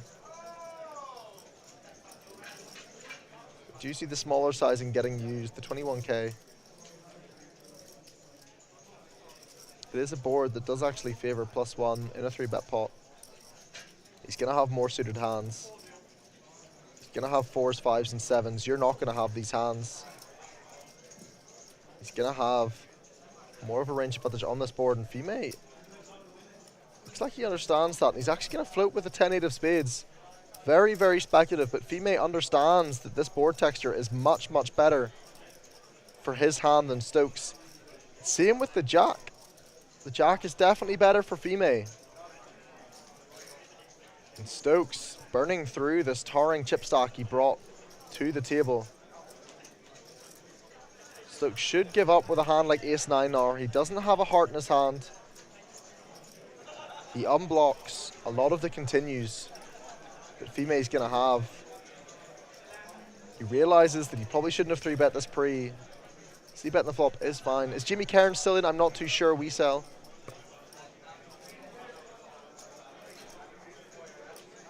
But this would just be a massive compounding mistake if we see a continuation from Stokes.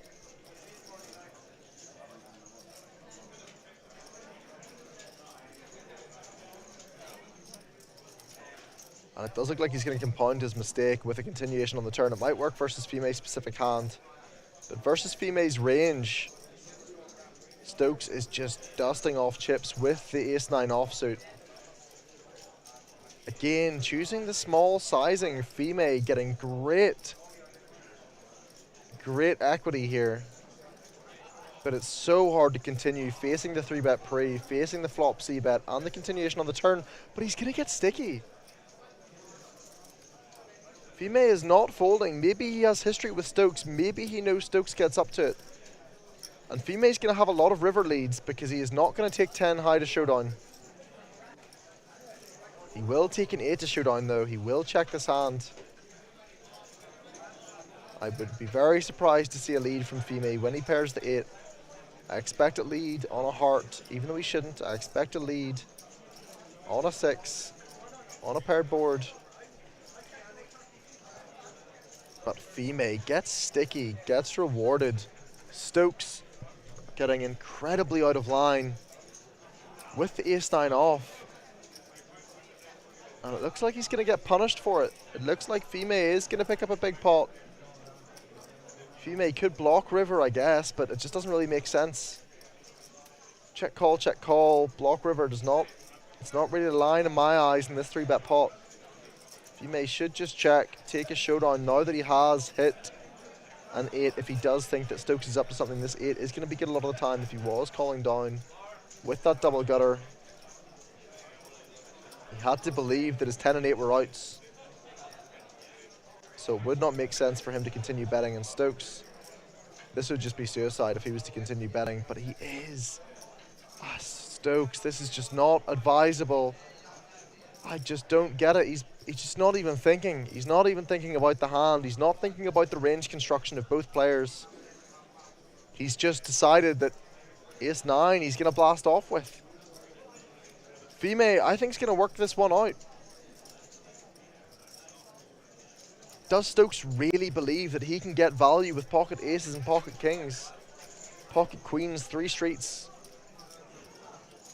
The only value hand I see here for Stokes is pocket jacks. 9-10 suited.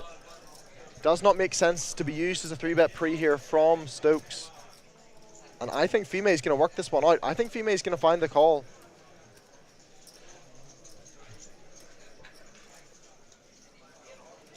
I don't think Fime can call twice and fold on the 8. I think he's going to work this one out. Aces, kings, and queens are not going to go for 3 streets versus his range. Stokes blasting off with ace-9 offsuit. 3-betting pre. Betting flop, betting turn, betting river. His line just doesn't make any sense.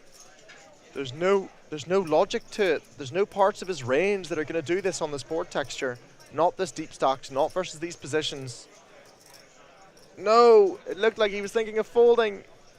Fime, can he find the call? I think he's figuring this one out.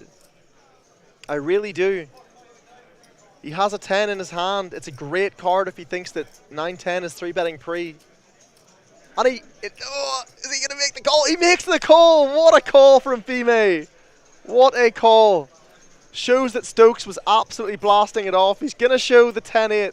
Stokes is going to be fuming. What a call from Fime. Well worked out. Stokes getting extraordinarily out of line and he gets called down. Fime loving that one. It just did not make sense. The flop c-bet is fine from Stokes. But continuing on that jack turn, there's very little parts of his range. Bar maybe ace-jack.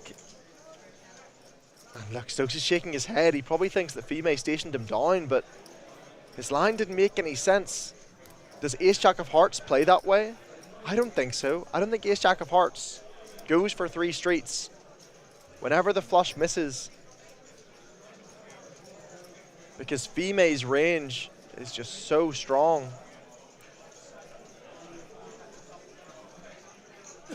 He doesn't look happy, but he sealed his own fate there with that ace-9. It was not a good 3-bet pre. And Fime, 500,000 chips. Smith all in. We don't see his hand. Hooper does have more chips than 60,000.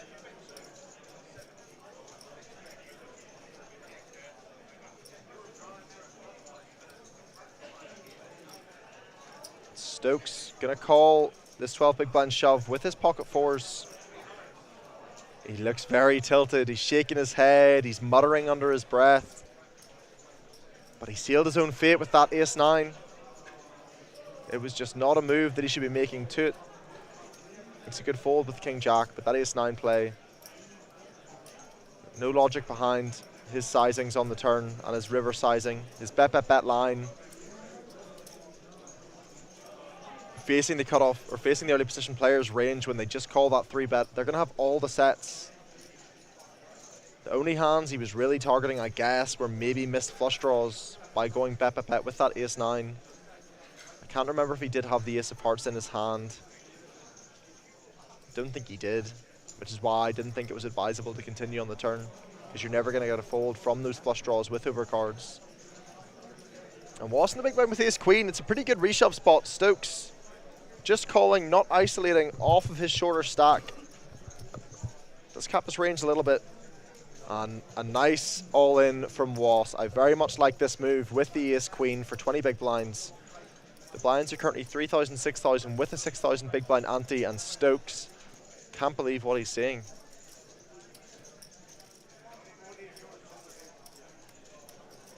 And of course, he has to let it go. And Smith, we're going to get the cards on their backs. We don't know what Smith has here.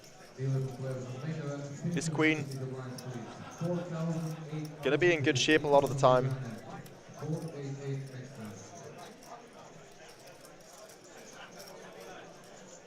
That lovely little purple chip in there. Ace queen shown from Was. Smith, 6, 7 offsuit. Not a hand I would advise shoving for 12 big blinds from early position, guys. Very, very loose from Smith. Will he get rewarded versus Was's reshove?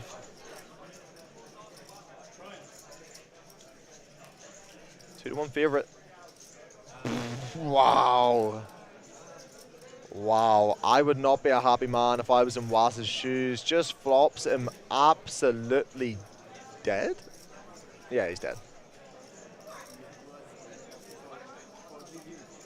He knew something that we didn't know. He knew something that I didn't know. He thought that 6-7 off was going to be a good shot for 12 bigs. I guess he knew that he was going to flop a boat. And Smith, 225k into his sack now. He gets an injection. Up over 25 big blinds. Just shy of 30 big blinds. I don't know what to say. I don't know what to think, chat, but we are getting some crazy plays in the International Poker Open main event. We saw these on day one. Wasn't Dead Some River, give him a bigger boat. Yeah. I think an ace was folded though as well. He was essentially all but dead.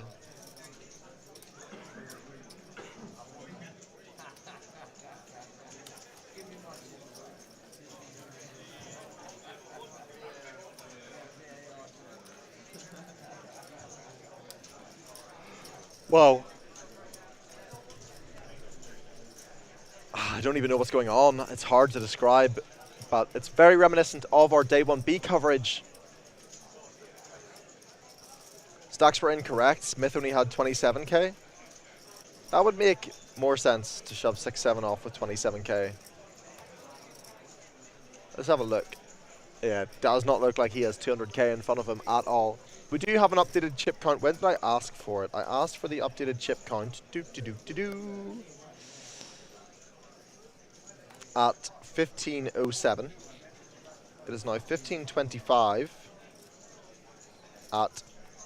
Within the next 20 minutes, chip counts should be correct. Should be.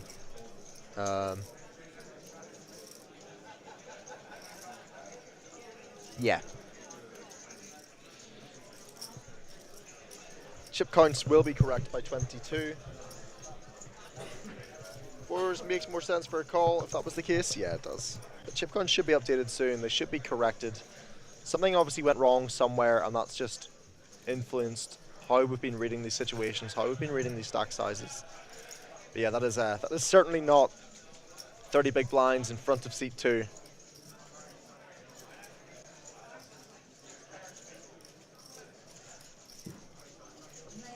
IPO has loved updates. What do you mean, Piano Cat? Live updates, maybe? Auto-corrected to loved up? I think there are live updates on the website.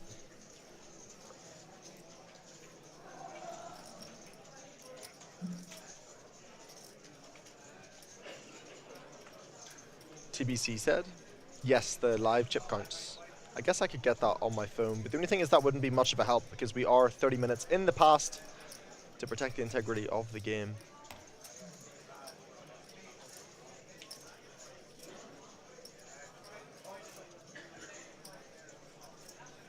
Queens for Hooper. Hooper playing more than 60k. It does look like he's playing about 120k. What, 15 big blinds? Oh, he literally said love updates. Does just move all in. It looks like he's got about 120k. We are a big blind 8k.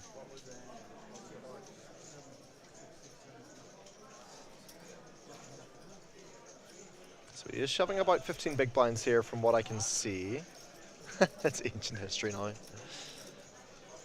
And Smith also does not have 209k in that big blind.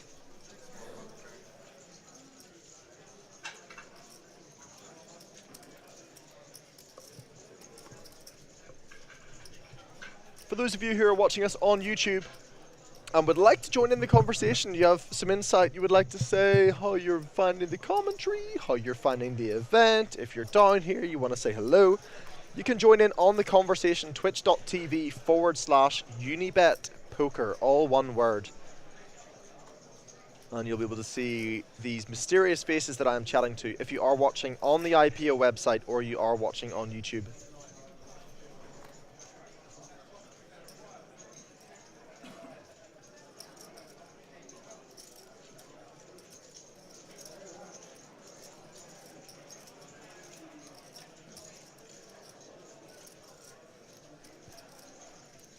Today's Sunday, right? Yeah, it's Sunday. Of course it is.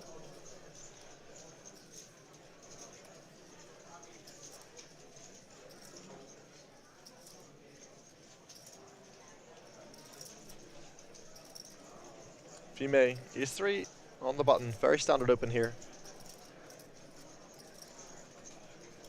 Very, very reasonable. And raise and take it. Lovely.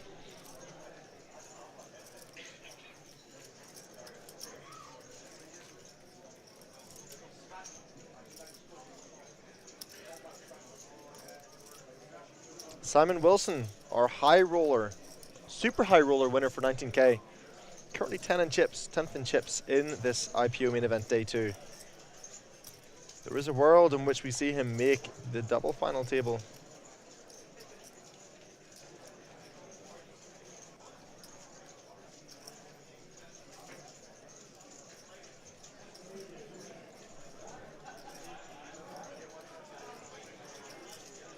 It's like Colin Murray's commentating on poker again, but actually knows stuff. Does it show my age that I don't know who Colin Murray is? I know some things. Pop. Gonna of course let that go with the Queen 4. Folds round to the blinds. And we see a completion and a check, I think. Dun dun dun. Alright, round 2 the blinds. Hooper and Stokes, 9-7 off, completing the small. Stokes with 8-4 off in the big. And 2 pair for Stokes, who does have more than 100k. He still has about 260k in his stack.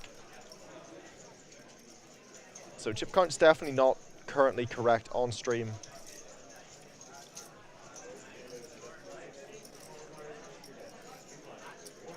EPT Season 1 and 2 commentator? Ah, yeah. Much before my time. Their play is similar to those early EPTs, yeah. Yeah, it certainly is. Don't know if people just get a little bit excited. You know, feature table, they've got the lights and the cameras. Their mum's watching.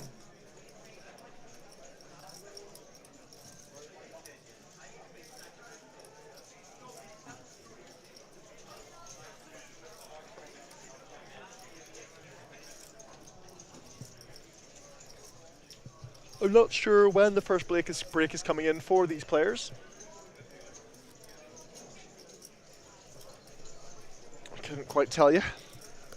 Tracker is already fixing the stacks. Will be fully corrected in the next break? Yes, yes it will. It will be fully corrected by, I think, 22. In the next 10 minutes, hopefully.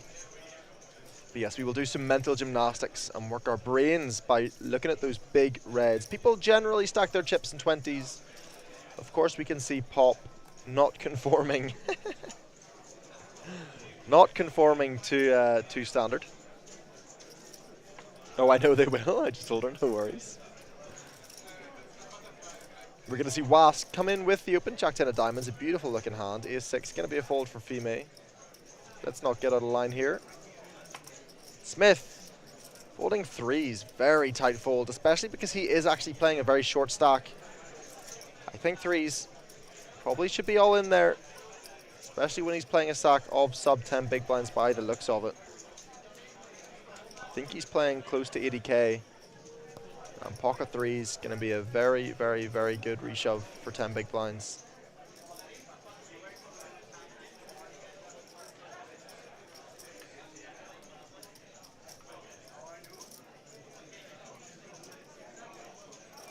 I actually really like the sizing. No, yeah. I would have gone a little bit bigger on 954 Rainbow versus the big blind. Siri, a pretty comfortable call here. But Siri playing quite tight.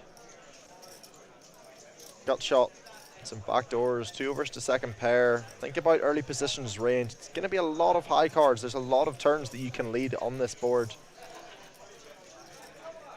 Definitely think a little bit on the tighter side there.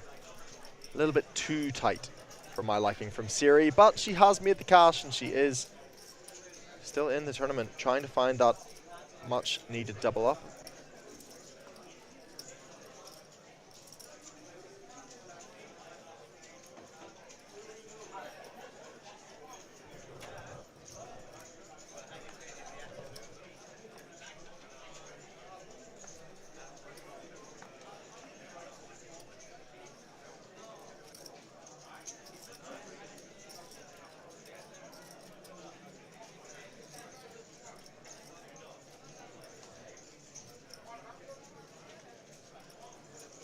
Fime, very reasonable open with the King-Jack offsuit.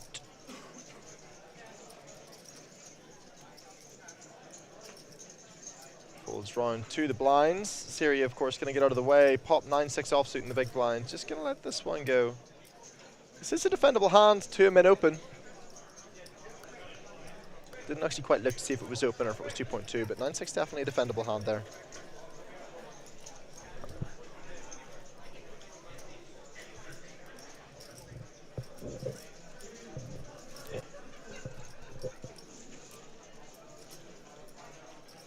And Fime, table chip daddy, just shy of $500,000. Got sticky in a 3-bet pot, out of position with 10-8 suited. Realised that his opponent was up to something. He rivered a pair. And he ended up taking it down. It was very, very well played by Fime. He understood that his opponent shouldn't have been betting on that board texture. Especially to his sizings and especially 3 streets, because it meant that the in-position player's value was going to be coming from a very, very thin part of his range. Stokes was that player. Came to this table with $500,000 chips. Maybe more. I think it was actually more, because he had at least 4 stacks of reds, which would be 400k. Now down to about 300k? Yeah, he's got about 300k. Still got loads of chips, mind you. But he was not a happy camper whenever he lost that pot.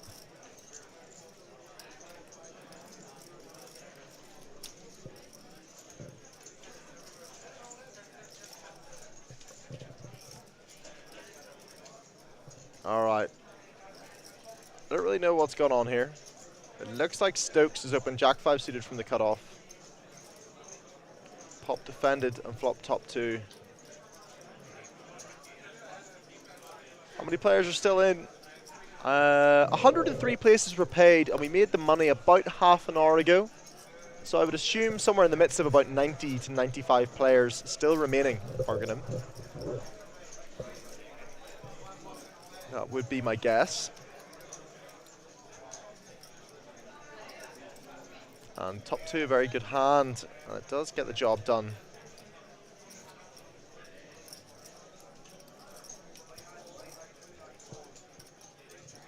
Very quiet feature table.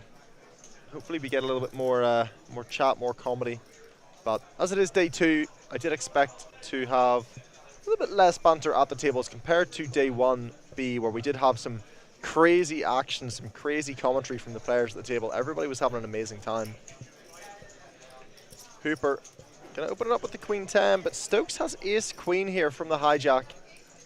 Definitely gonna mix in calling and 3-betting to the effective stack sizes. Hooper himself playing about 14 big blinds. And it does look like a 3-bet's gonna come in from the Ace Queen. I think Hooper, just from looking, yeah, looks like he's playing about 15 big blinds, 16 big blinds. Never gonna go too wrong to 3-bet get this in for sub 20. To it in the small blind with Ace 10. Has seen Stokes get out of line, but I think he does know better. I think his experience will tell him that there will be better spots, and he does just let it go. Nice fold. Hooper, I would be extraordinarily surprised to see him continue this one. And he does look at the dealer as if, why did you deal me this hand? Imagine it being the dealer's fault. Stokes picks up a pot. A little bit of retribution to his stack, but he still has loads of chips.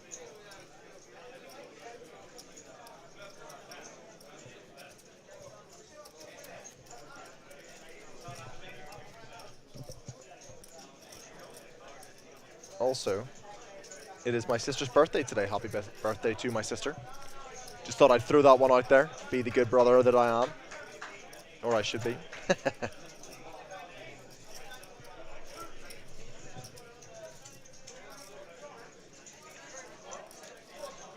A spooky Halloween birthday celebration.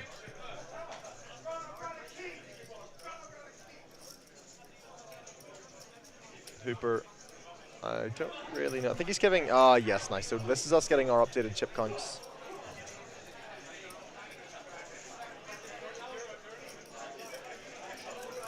So they have asked the dealer just to announce what Hooper's chip stack is. And of course, a few of the others not quite correct, but we have been told that they will be completely and fully corrected by next break. Happy birthday to my sister, Phil's birthday man. Thank you, Piano Cat. I'm sure she appreciates that. Smith going to be folding this one. Hooper 5-6 suited, letting it go.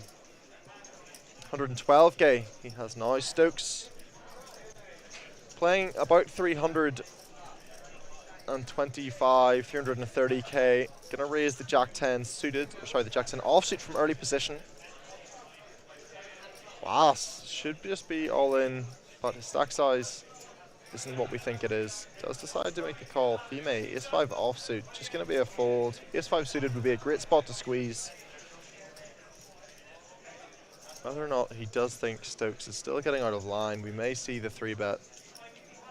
Said he just calls a little bit speculative. Oh, he's in the big blind, sorry.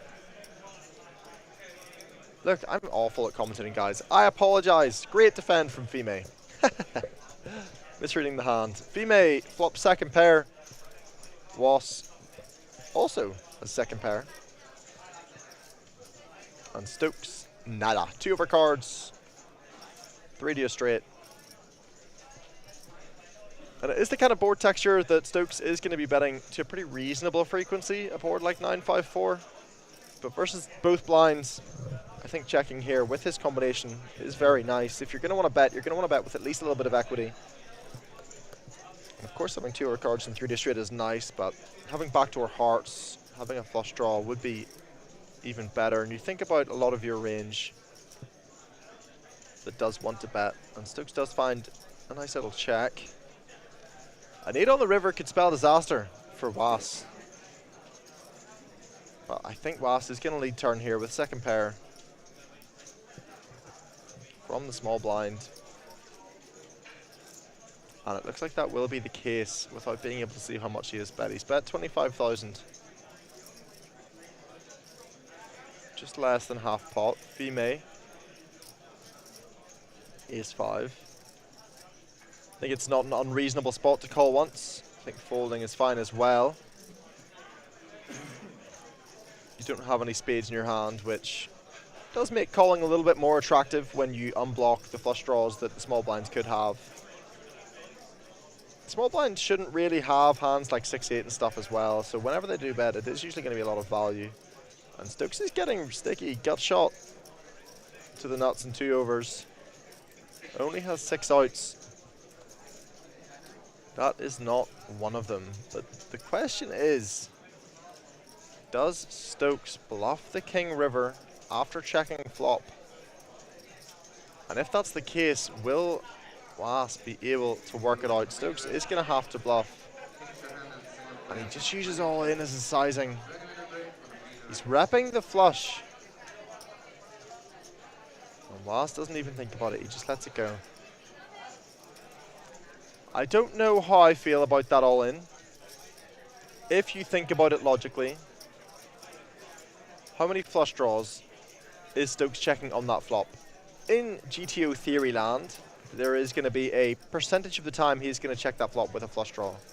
He's never going to shove pocket kings. Like, he is representing a flush and a flush only when he shoves that river card. Maybe top set, but like, he doesn't check kings on the flop, so he doesn't have top set. There we go. He does move his red chips to the front of his stack like he should have done a while ago. But Stokes making some unconventional plays, definitely not in line with what we would call GTO. You would definitely much prefer to have a spade in your hand if you were going to make that shove. Small blind's range is uncapped. They can have flushes there. They can have straights. Pop! Pocket sixes. But not before we see an open from Siri.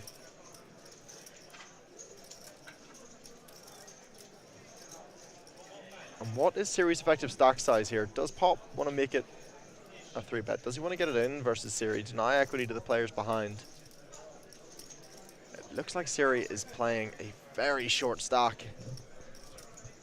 So to go with the min raise, oh, she hasn't even min raised actually. She's made it 22k. She's made it almost 3x, leaving herself less than 10 big blinds behind.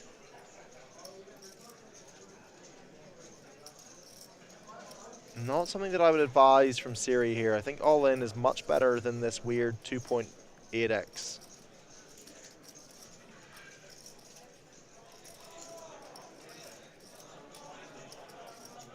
But it might just work. And it will. Siri again with the unconventional play, but getting rewarded this time with a blind steal. Putting in almost half her stack with queen jack off. I don't know if she was giving herself room to fold or something. Or if she was just using it as an effective all-in.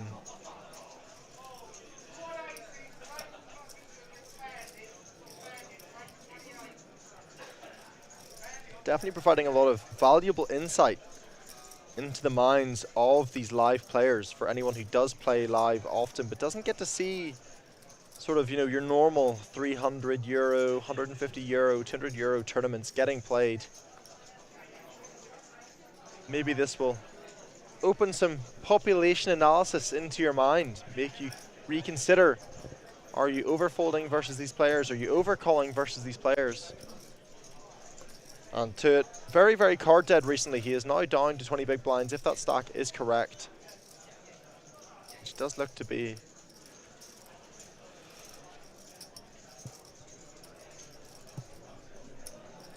Smith, very reasonable defend in the small blinds here, but Fime on the button with king 6 off. It would be a little bit loose, but it does look like he's going to take that little loose liberty. Wait, whoa, he shoves. Oh, both stacks are very, very short. I think that's completely okay.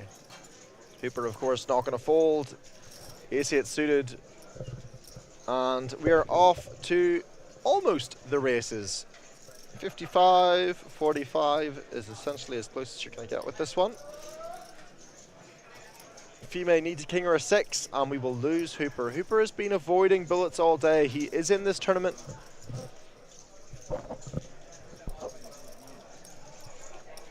He stands up, even though he has by far the best of this flop. Using that additional stand-up equity.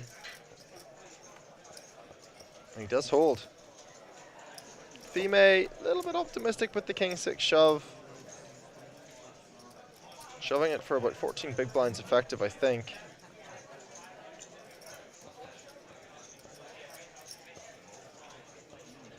Yeah, about 13 big blinds effective.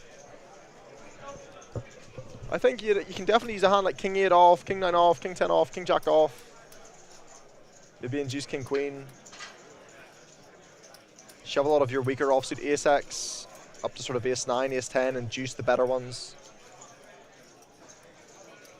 I think the king 6, a tad loose from Fime, especially in such a long structure.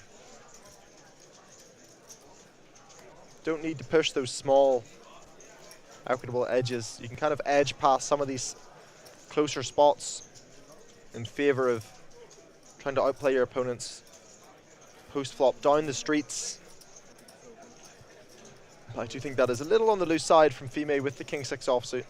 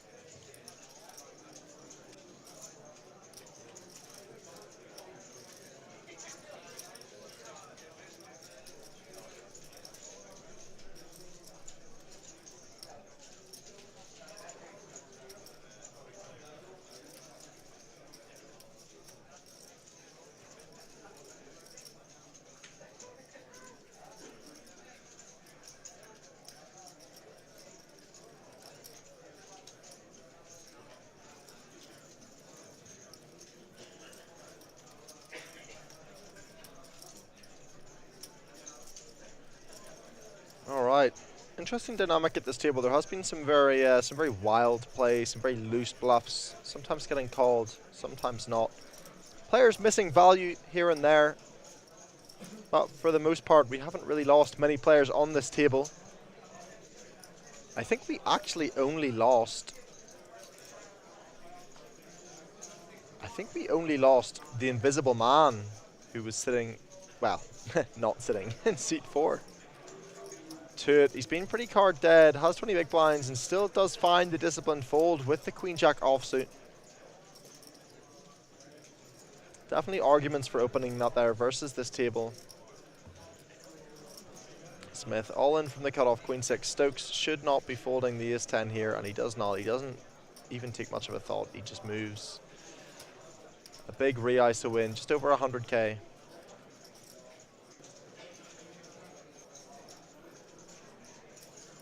Smith stack not quite correct here. Is going to need a little bit of help. Queen-6 suited versus the Ace-10. Ace of clubs is there, so you know if he flops a flush, the Ace does have the redraw to the nut flush. A royal flush was flopped today on one of the cash tables. Will we see one in the main event? Wait, no. Literally impossible. What am I talking about? The Ace and the Queen of Clubs are both dead, but woo! Goodbye, Smith. You are dead. Unlucky, my friend. We lose a player at our feature table. Smith eliminated into the money, potentially received a bubble. Or a bubble, a pay jump. Sorry guys, my brain is fried at the minute. It's fried at the minute. I need a coffee. It's the loose play. It's making my brain a little bit loose.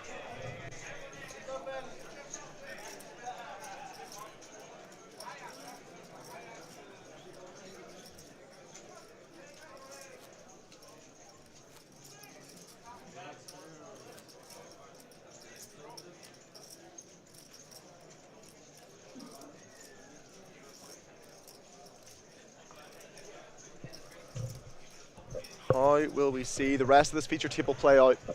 Will Tuit, the well-known man at the table, plenty of cash is under his belt. Receive some hands, stop being as card dead as he has been unfortunately on this feature. Playing that 20 big blind stack, nursing it. Will we see another big collision? Will we see another huge bluff catcher from two of these players when the big stacks go to war?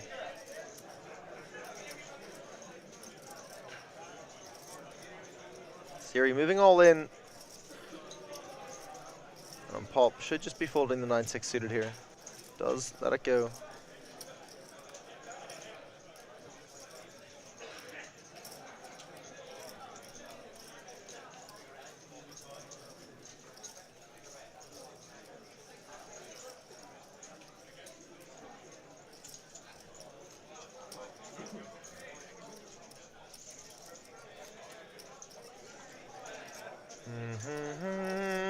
I wonder, will we get a known player moving their way over to this feature table? Will we continue to play seven-handed for a while?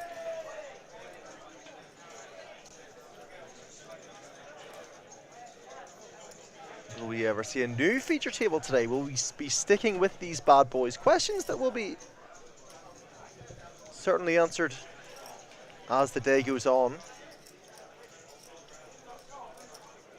And Pop with Ace-5 off in the small blind. Can definitely use this as a raise, 20 big blinds effective.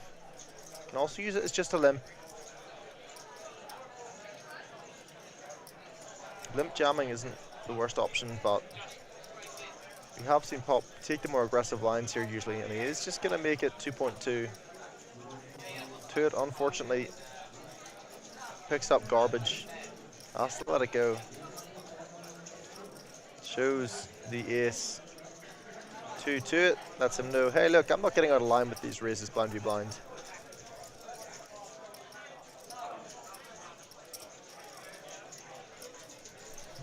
And Tuit, continuing to be card dead after arriving to our table as the feature table chip leader at start of day 2. He has managed to make the money. I think all these players have made at least one ladder. I don't have the payouts for you. I'm sure I would be able to get them at some point.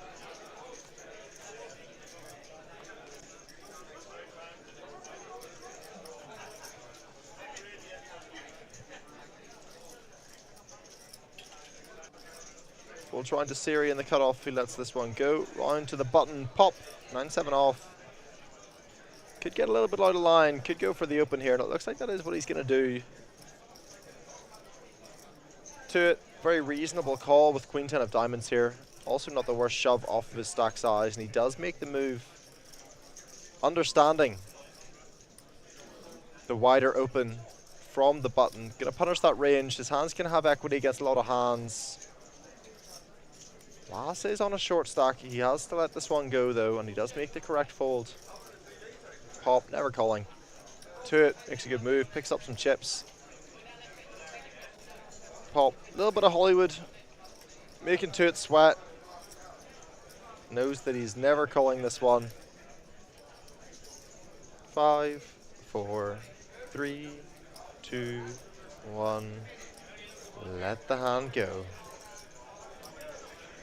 Is he just trying to make him sweat? There's absolutely no way he's considering calling here with 9-7 off. Thank you. I can understand a little bit of Hollywooding, a little bit of sweat. Don't want them to think I'm getting super out of line. I've got all these like crazy snap folds that I'm opening from the button. But at the end of the day, that is just slowing up play a little bit. It's a little bit unnecessary. It's not great for the game.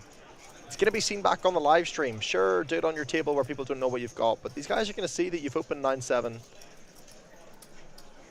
The Hollywooding, sure, 5-10 seconds, make it look like you're making a decision, but 30 plus seconds there, a little bit unnecessary from Pop, slowing up play at the table for these players. To it, didn't look too phased either. He didn't look like he was sweating it.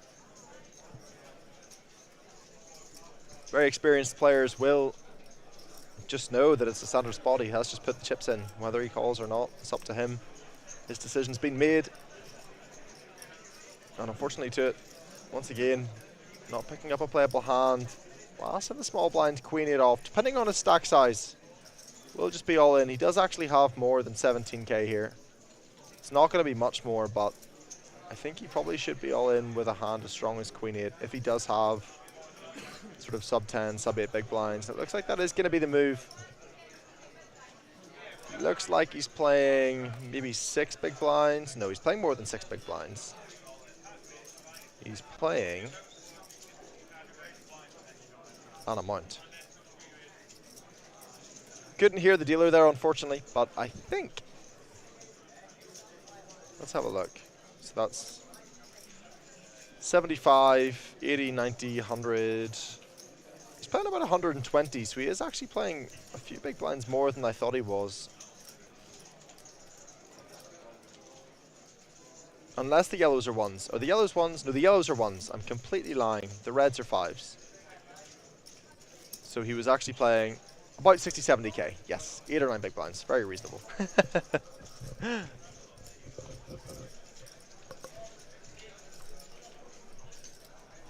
I was like the yellows. I was like their stacks of 25k. How wrong I was.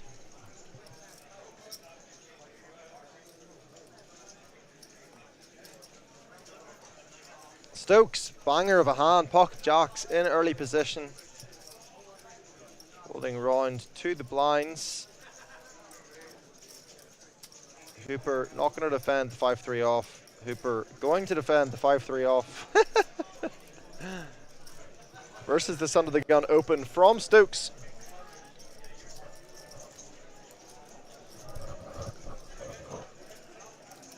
And something tells me Hooper's not going to win this hand.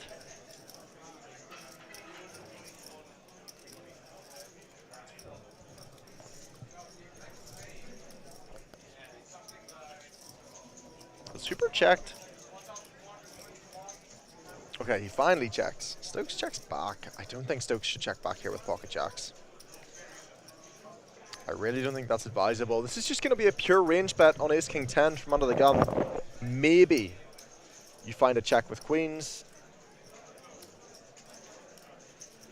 But he is opening himself to get bluffed here by Hooper.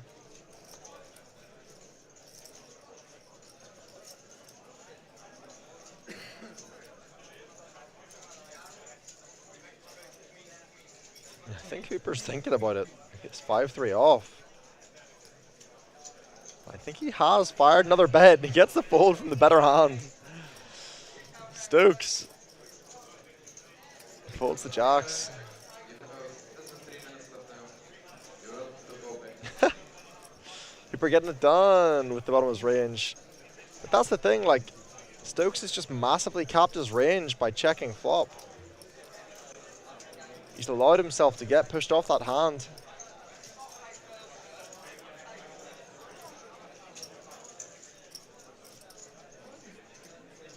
Now, it's just going to be a flop that's just so amazing for his range. Aces, kings, tens, queen jack suited, ace king, ace queen, ace jack, ace 10.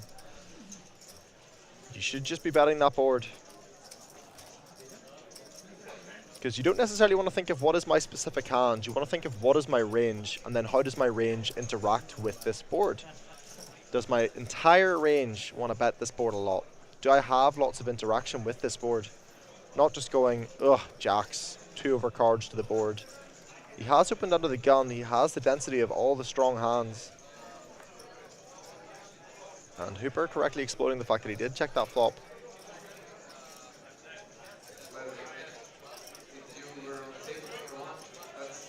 To it, very reasonable open here with the ace-jack offsuit. Does make it 2.2. Or 2.5x, sorry. Fime, a6 off. Just gonna let this one go. Hooper also gonna move this one, and Stokes, ace-king suited, just gonna move this one into the middle. Is he gonna go for a non-all-in sizing?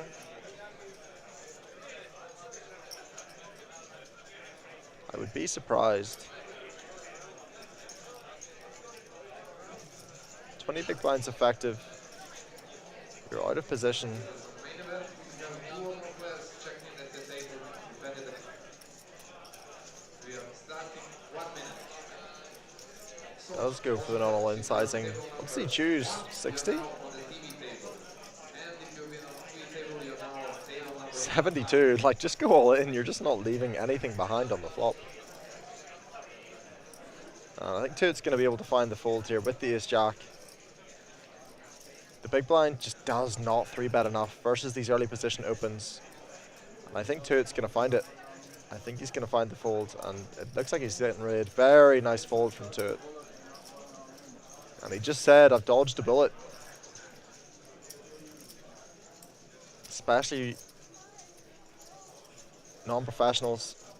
They're just not going to be choosing non-all-in 3-bets here enough, because the only way this really works for Stokes is if he's also using ace 4, ace 5, king 4, king 5, and players like these are just not going to find those hands. Use them as a 3-bet versus these early position opens from shorter stacks. You're usually very stripped of your bluffs and essentially don't really have any as the stacks get shorter. They become very few and far between.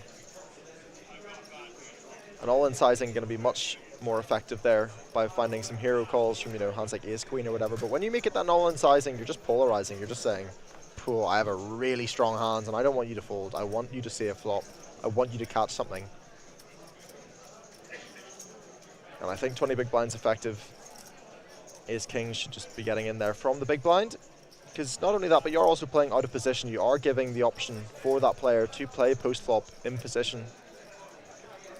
And Stokes wakes up with another monster. This time he has pocket jacks in the small blind. And Hooper folded ace 4 on the button. That is way too tight to fold. Stokes, I would like to see a limp here from the pocket jacks. Instead, he raises. I think Siri, playing tight, is going to fold this one. He did just say to her jacks, so he has been announcing his hands. I prefer a trap with pocket jacks there. If you limp, you might induce some shoves from hands like king 3, king 4, king 5, king 6 from the big blind. Instead, he does choose the sort of just over 2x sizing blind v blind, which is, it's fine as well, but a hand as strong as jacks, it's just going to work really well as a trap blind v blind. Especially knowing that Sherry has been playing very, very, very tight. You might want to induce something from her. You might want to try and see if she can get it a little bit out of line. she's been making these folds, and if you're raising hands like jacks, you might end up just folding out. Hands that really should be continuing, but just because she is playing sort of tighter ranges than her opponents at the table, and tighter ranges than theory would also suggest. Like to that min raise, that king is just always a defend. You could also use it as an all-in. Last, queen jack, gonna move it all in. Good luck, my friend, in the Nike hat. Does look like this one might get through. It folds round to the big blinds. And it is going to get through. Pot will not be calling here with the 5-3 suited.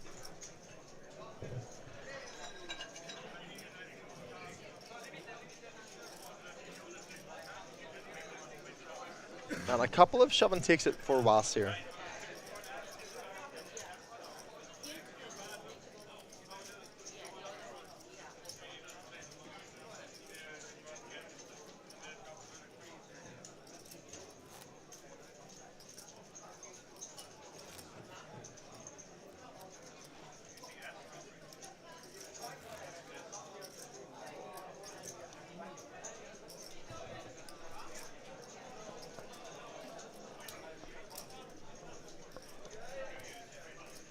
Feature table.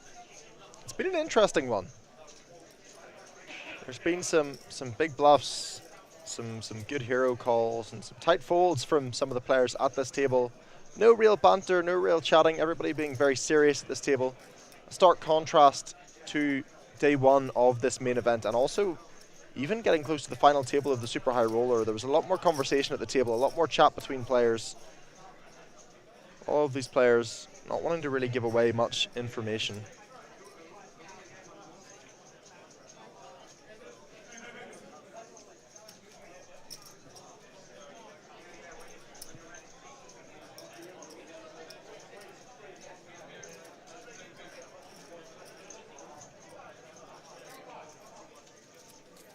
Very reasonable hands here. Queen 6 suited opening from the cutoff towards the bottom of your offsuit, sorry, of your suited range here. Opening from the cutoff, but definitely well within reasonable theory ranges, and to it, of course, a complete pure defend with the King 7 of clubs.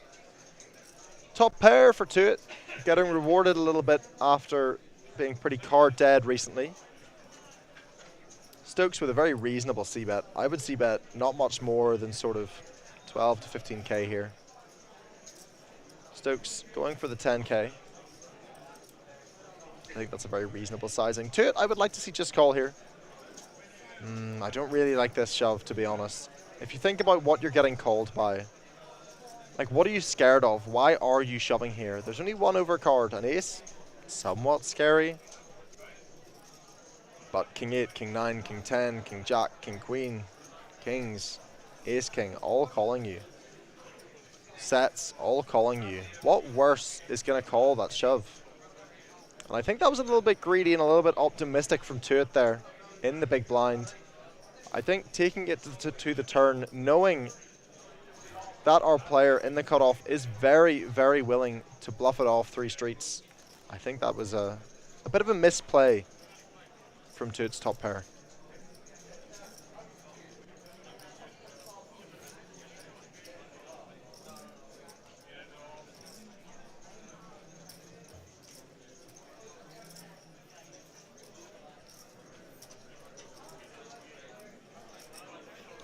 Thanks for the compliments, Rockstar. I appreciate that.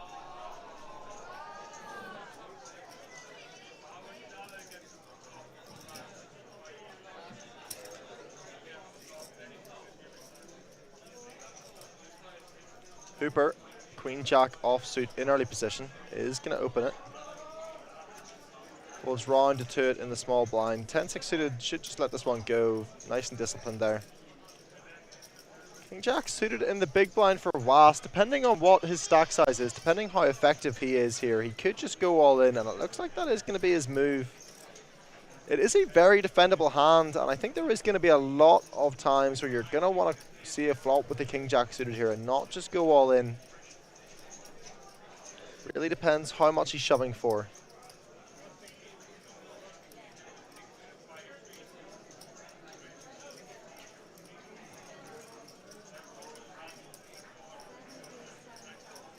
77,000, so he is shoving 10 big blinds here.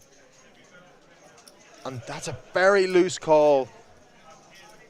Hooper, I don't think should be calling there. That is towards, if not the bottom of his range. Shakes his head, but it's just not going to be a great call. I do also think the King Jack suited, very reasonable hand to just defend. Shove your King Jack offsuit. Oh, but there is domination rotation. Hooper. Oh, outs for the King Jack, but Hooper does bink that one. And Was eliminated. Unlucky, my friend. Hooper gets lucky again, dodging bullets today, left, right, and center. Not going to be the worst shove for 10 big blinds, but versus an early position open, you have a very, very playable hand. Suited Broadway performs very well post-flop. When you shove, a lot of the time, you're going to be dominated when you get called. King Jack offsuit, sure, stick it in, but King Jack suited is just going to play really well post-flop. You're going to be able to get away from certain flops, from certain hands. Of course, a check call on the flop there would be very reasonable, but there is always a reason for folding turn there with the King Jack. Hadwas gone post flop.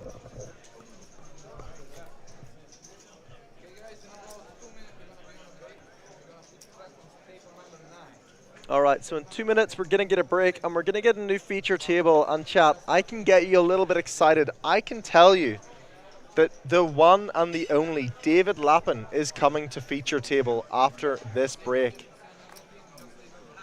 I know. Don't get too excited. I get to judge his play. We all get to watch what he's doing.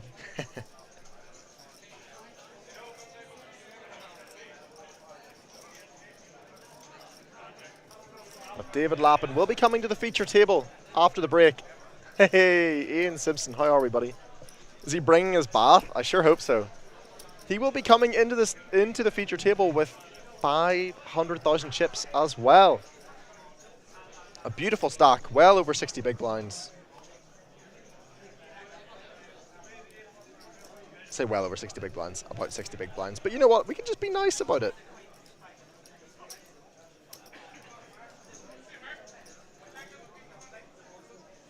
Hooper, does he limp under the gun with Queen Jack suited? Gets raised by the King Queen of Two. And Hooper is sun running today so far. Absolutely sun running. Is he now going to lead? Hooper been playing very unconventionally. Definitely not playing close to theory. Does check into it. Can make some check backs here with King Queen, especially without the spade. And I do quite like this. To it, understanding that whenever we see a limp call from early position,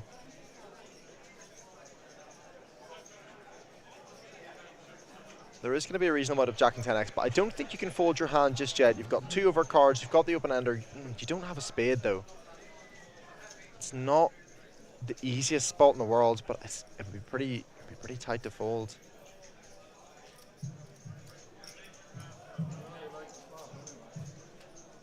He said not a very good flop anyway, which does make me think he is just going to let this one go. Why would you say that and continue?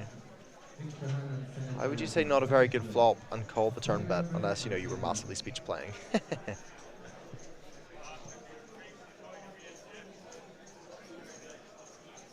And a good fold from Tuit. He's played very solid today.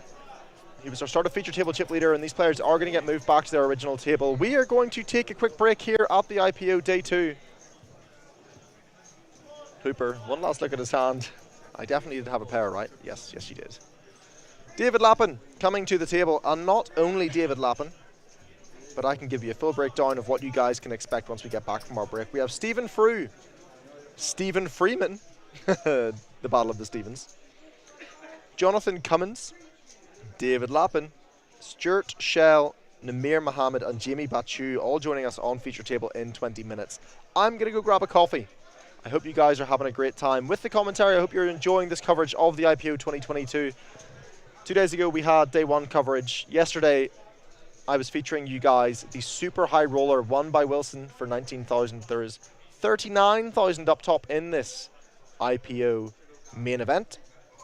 I hope you all have a lovely break, and I will catch you in 20 minutes.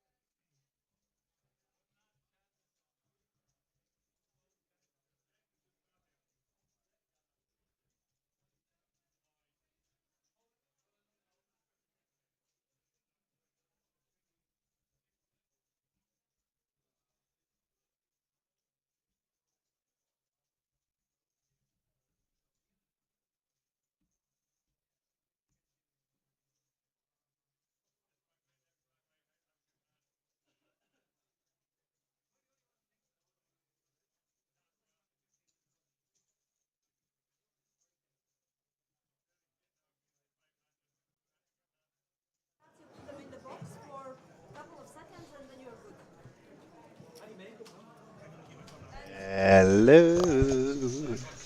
It is I, your benevolent overlord. How we doing? We have a new feature table. And as you guys can see in the title, one of those members is the one and only David Lappin. I think you can already hear his voice. Is that a surprise? I don't know.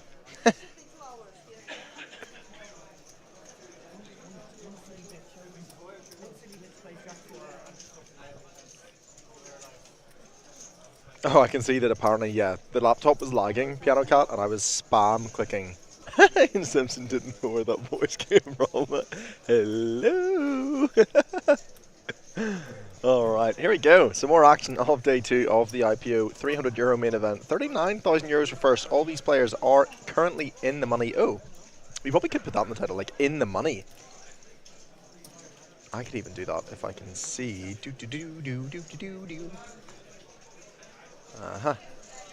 Copy.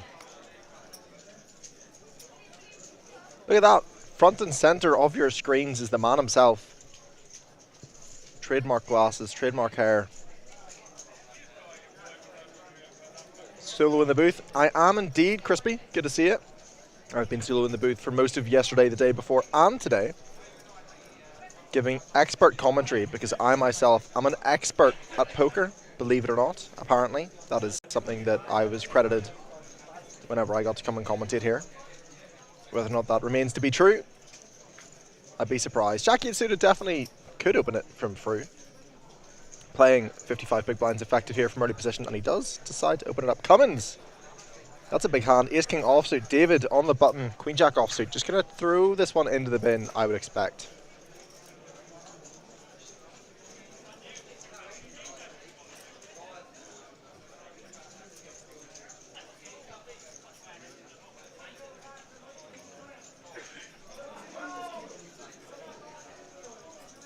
Trademark, skid mark. Hard work soloing comms. It's not too bad. I kind of feel like it's kind of like I'm streaming in a way. Like I'm just kind of talking at poker. Jump up, come and say hi. No worries. More than welcome. Look at that. Modding, commentating. Through. Should just let this one go with the jacket suited. Does know not to get too out of line here. Good luck, Jamie Cairns, says Wee Celt. But I saw you yesterday, but wasn't sure. Makes sense in the booth. Indeed, I have been tucked away in the dark corner. No one wants to see me. No one's allowed to see me. But I played the freeze out last night. Soft bubbled, unfortunately. Ran Kings. Guy open ripped his 4 off for like 20 bigs, and I reshoved Kings. And unfortunately, I did not have the best hand by the river. But look at this table. Frew, Freeman, Cummins, Lappin, Shell, Manamid and Bachu. Lots of deep play. 50 big blinds effective to a lot of these stacks. Freeman chilling with 20 bigs. 7's under the gun for Frew. Another hand that he could very reasonably open. And I think he is going to. Oh, they're just making sure that they put them in the wee box. So we at home and myself in the booth can see what these players are playing.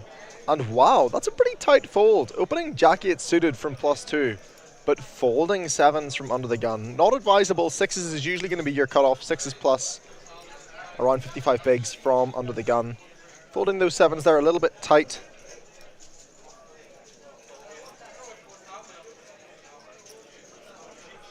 I'm a little bit surprised at that one. Oh, Jamie Bachu is Jimmy Cairns. Nice, nice, nice. First bolt in the main went well the same way. Kings to Ace4. Ace4 is too strong. It's the new aces. It looks like aces. It may as well be.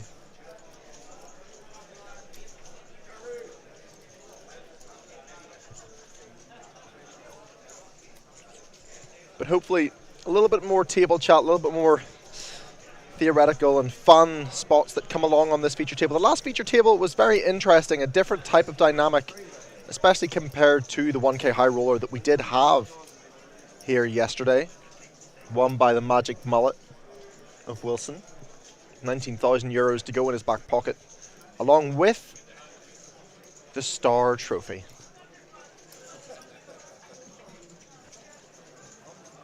Now we have Lappin in the hijack with 9-7 off.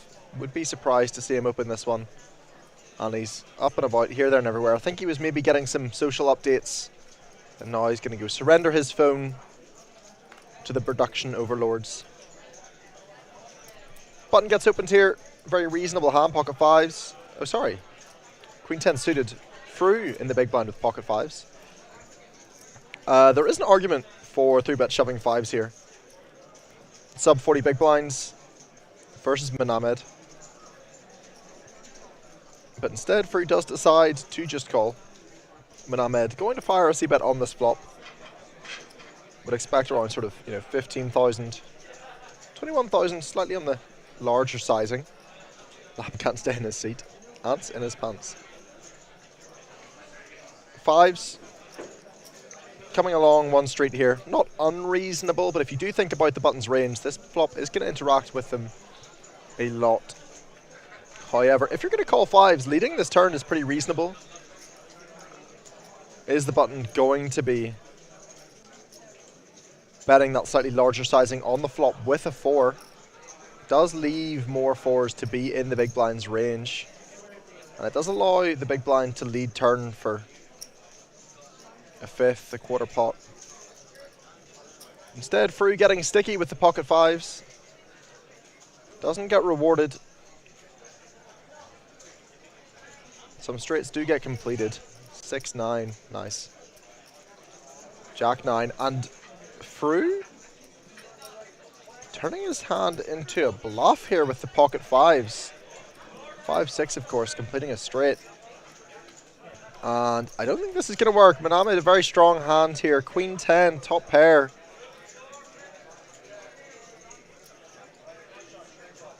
And yeah, Free, I don't really understand that play. I don't think it's very good. If you're going to start representing straights on the river with your fives, you may as well go for the check raise. Are you really going to lead your strongest value? You're not going to have a 4. 4 should lead the turn a lot. And Free loses a few more than he probably should have. Not going to be very happy with himself there.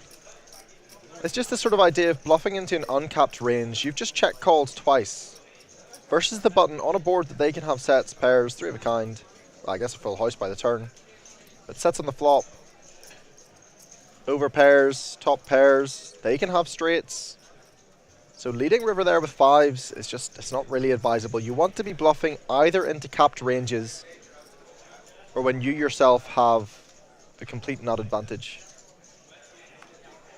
And make it very difficult for those players to come along. He did indeed throw those chips away. He did throw them away. Almost. New player coming back to the table, but hey, I recognize this guy. Is that Stokes coming back to our feature? It does look like Stokes coming back. Lapping, ace king, big hand. Manamed should just fold the queen 10 off on the cutoff here. Use it as a 3-better fold, 50 bigs effective, but does instead decide to come along with the offsuit queen 10. And Lappin getting no respect. 4 ways to a flop. Would you have it any other way when you're playing live? 95k in this pot. Lappin hoping for an ace or a king. And it's pretty much the worst flop you can get for Lappin's hand when you get 3 callers.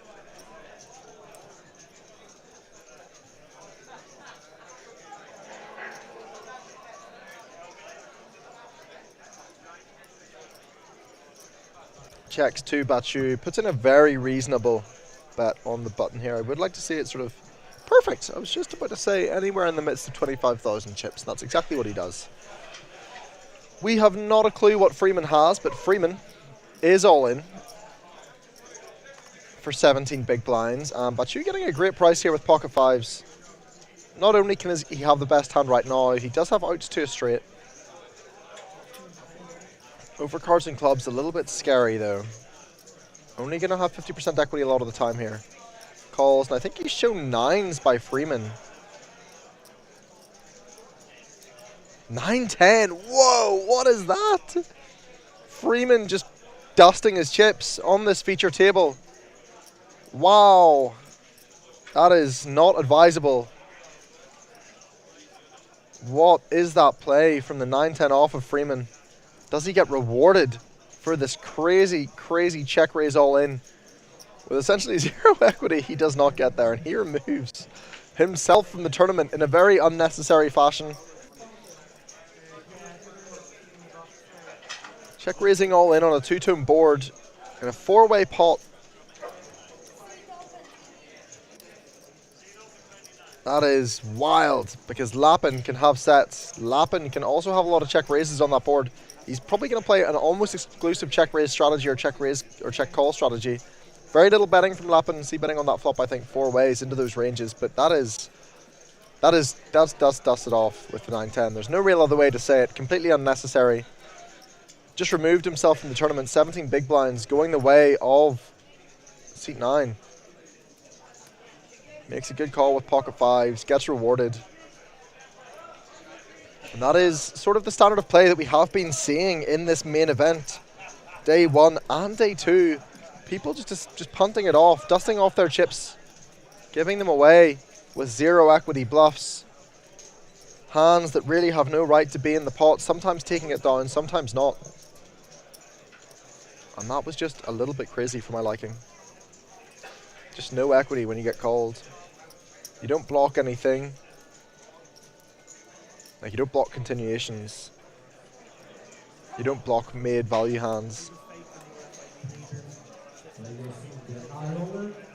Quite the interesting play with the 9-10. Lappin getting stuck in. I think I heard him talking about his Vegas Slots Online articles. And if he wasn't, well, there's a free shout out for you. Lots of good reads on those articles. Lots of interesting poker content, write-ups about live events, write-ups about drama. The cameras have got to him. I think Lappin will talk. He'll have all these stories. He's a great player to have at your table. Enjoys a good conversation. And of course, can let go the 7-3 suited. Folds round 2 the cutoff. Batu, Queen 8 offsuit. A little bit on the looser side, but he is playing 900 big blinds. 900 big blinds? 100 big blinds. So it's not unreasonable for him to open Queen 8 off from the cutoff. Usually you're going to use sort of your offsuit 9x as your base offsuit raising from the cutoff. Your offsuit 8x from the button. And work your way around the table. But when you've got as many chips as Badu does, if you do believe that you are capable of outplaying your opponent's post-flop, you're able of navigating these streets well, extending your range by 1 pip isn't going to be the worst idea, as long as you know that you can reel it back in if played back against it. People know that you're opening a little bit too wide. Start to exploit these weaker offsuit hands that you are opening. Lappin going to open it up with ace-jack under the gun, but already, even within sort of 5 or 6 hands on this feature table, excusing the 9-10 check raise all in, slightly more commonplace play. And it looks like this one's going to fold round 2 the big blind. Cummins should defend 9-7 here versus an under the gun min open. And it looks like he is going to come along.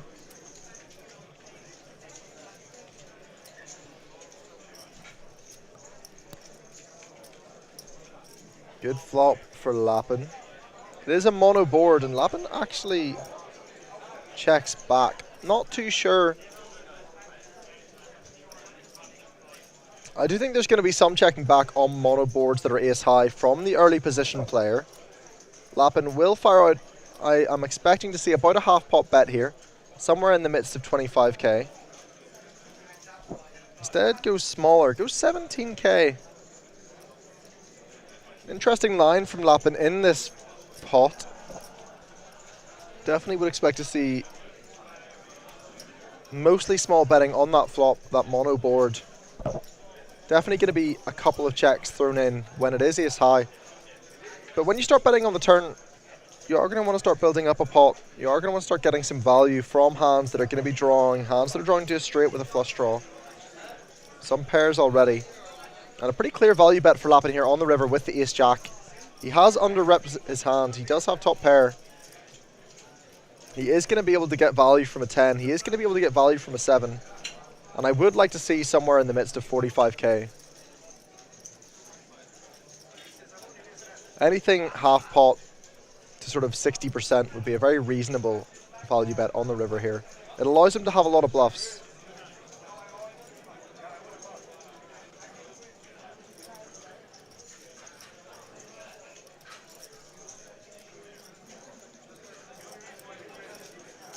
And 67, we do see an almost 3/4 pot bet come through from Lappin.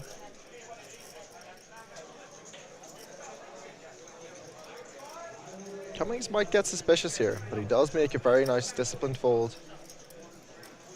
Nice hand to Lappin. He is going to use some bluffs there. He may check back. I don't know, it's kind of hard.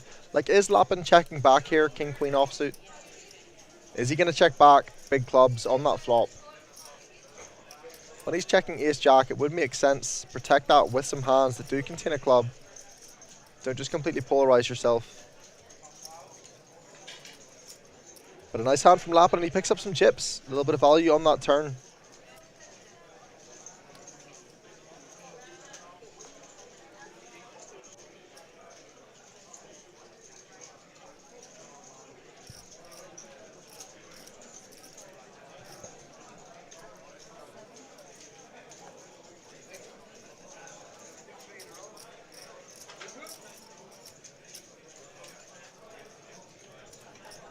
Stokes very reasonable open with king queen here on the button. Stokes getting very out of line earlier on our feature table. Whether or not any of these guys were watching, and now that he's come to the table, they will recognize that. And versus him in raise 8-5 off, definitely a defendable hand in the big blind. Lappin understanding that. We are going to go heads up to a flop.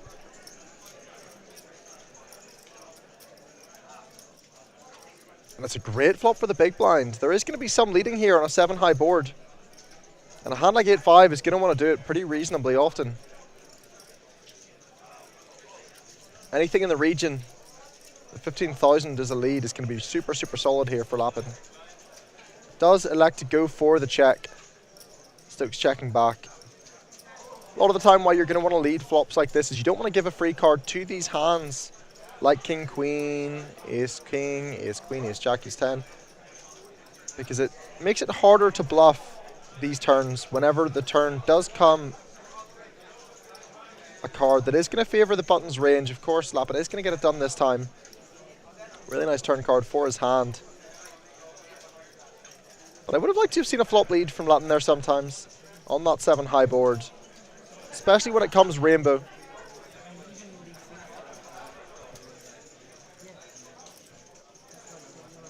It is going to be used slightly more versus middle position opens in comparison to a button open, but I do think there is still going to be some leading there. One of those sort of better boards, those 7-6-3s, the 6-5-4s. Whether or not these players do it live, I'm not too sure. I myself am not that experienced playing live, but in the mystical land of theory, our big bot overlords definitely going to be finding some leads on that flop.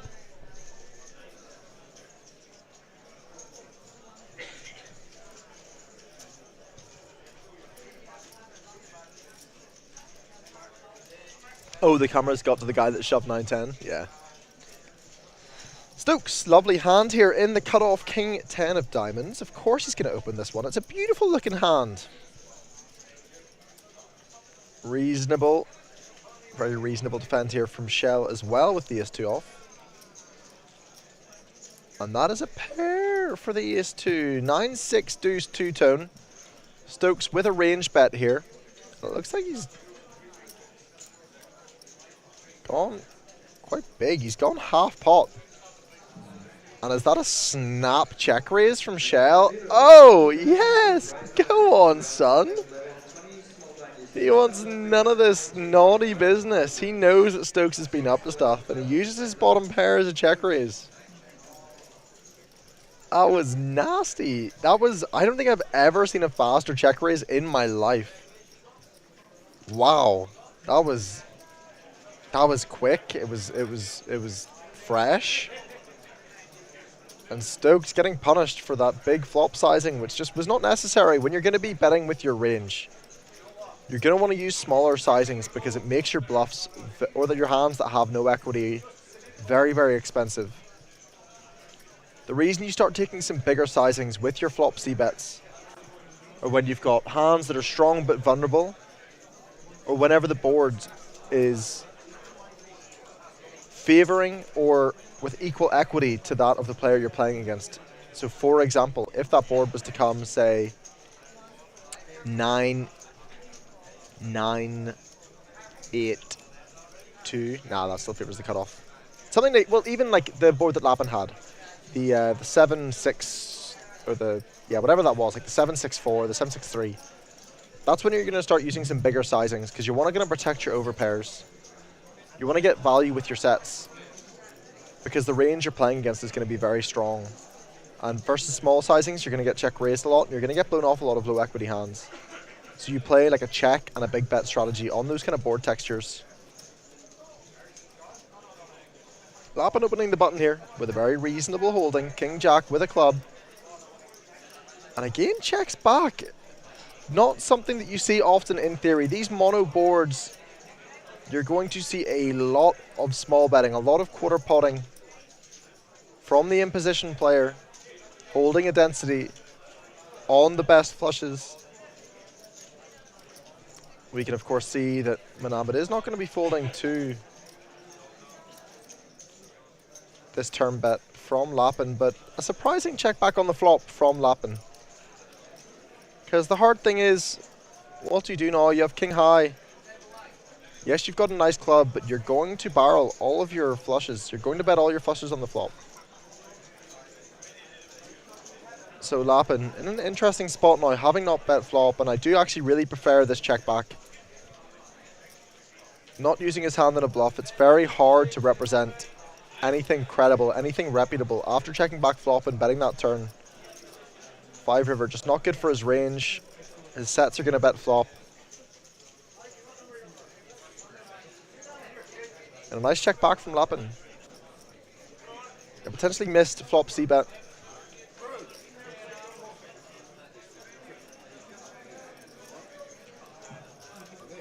But look at that chip stack. Look at that table chip lead for Bachu. Over 1 million chips. 30,000 chips are what they started day one with. Over 100 big blinds for our player in seat 8. Short stacks, but not necessarily at risk. Stokes, 28 big blinds. Still plenty with this longer clock setup. Do we play down to a winner today? I don't think so. I think the final table coverage does start tomorrow unless we were to get to a final table very early on today. But it's already nearing 5 p.m. And to my knowledge, there are still about 60 runners in the field. Manamad, King 10 suited, very reasonable call here in the small blind. Especially playing slightly deeper stacked. It does allow you to have some check raises, but it also allows you to just check call. Hands like this.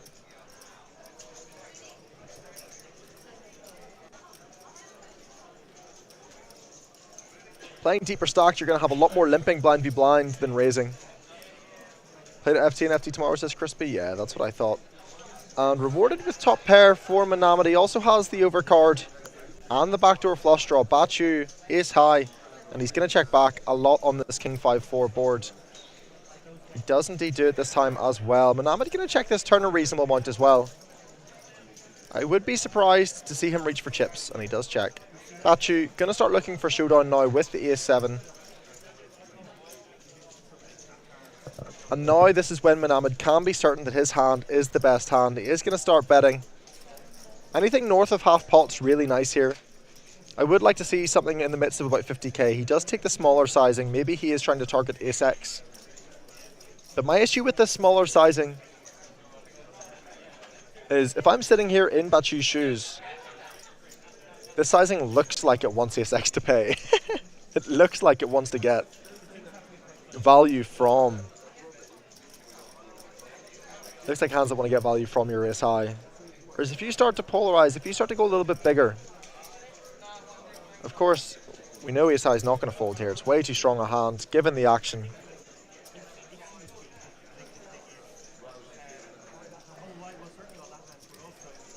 But I would have liked to have seen a larger value bet there from the king 10. I think that's a little bit of missed value, but of course betting river there, always going to be the play for Mohamed.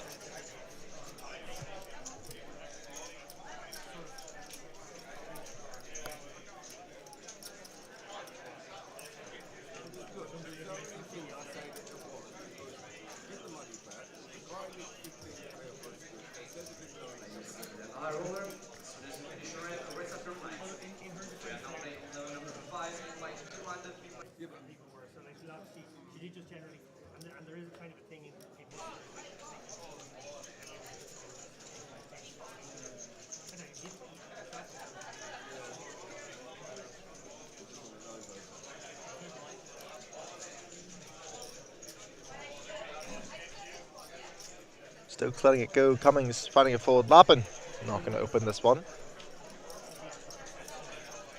We'll draw to the button. Mohamed 9-7 off. Definitely a reasonable open here, especially when you are playing 60 big blinds effective. Through a very easy defend with king 10. New feature after the next break? I don't think so. We have been doing that occasionally, but it is up to the tournament directors. I'm not too sure. We have a new player at feature with a very funky jacket.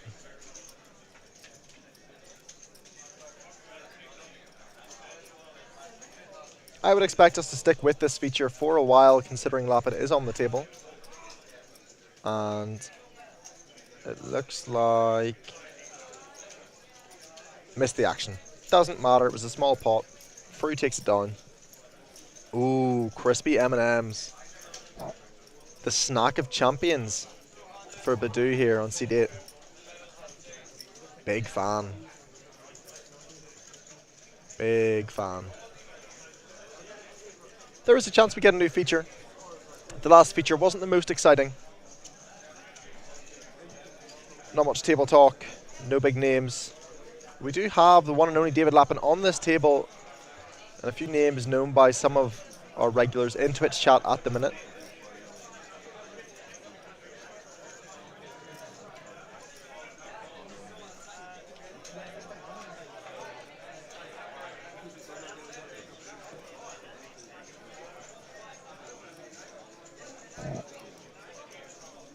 Alright, new dealer. Silver Fox is back. Sick jacket in seat 2. Player in seat 2 who has come to join us. Marius Zaidonis. Playing just shy of 400k, 40 big blinds.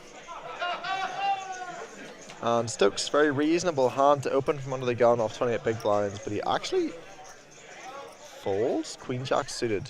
Stokes. Huh. Queen Jack off for Lappin. Playing from the low jack. Going to open this one up. He shouldn't have folded that Queen Jack suited under the gun. Bit weird. Some weird range construction from Stokes. He's played some hands he shouldn't. Folded some hands he shouldn't. And Batu again on the button with pocket fives. Free in the small blind 5-6 suited. And I don't know if should just fold here. I don't know. Like, what are you getting? Like 8-1. 10-4 off though. It's just so fucking garbage. It's such a bad hand. I think there's a world in which I'd probably fold the 10-4 seeing the action. I don't know if you're allowed to though. Alright, let's go 4 ways to a flop. Nobody respecting Lappin's opens.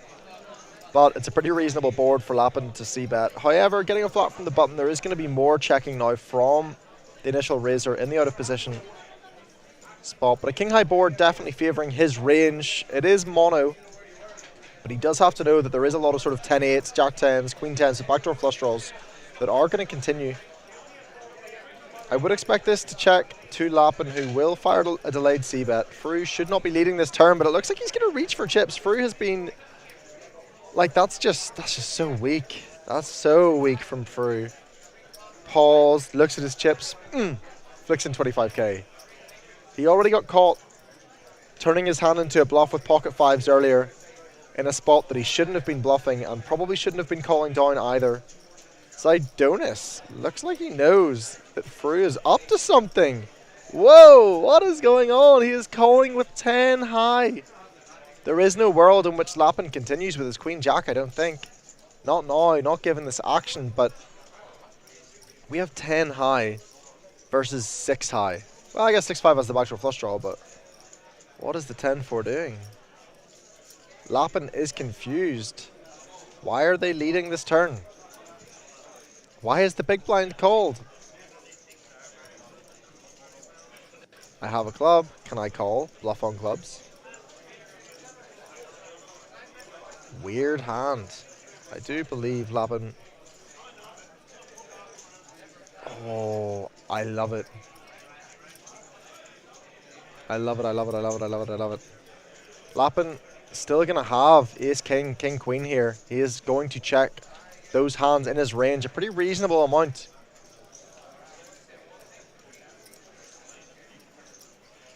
On this flop, once the button calls and you go 4 ways, and this is so gangster. And it's going to work. We're going to see both players fold. Let's go, Lappin. Pull it out of play for the TV table, and I really, really enjoy that. He will have history playing against this player in the small blind. They would have been with each other for day 2. He blocks king, queen. He blocks king, jack. He's the one that still has king X in his range. The buttons cap their range by not betting this flop.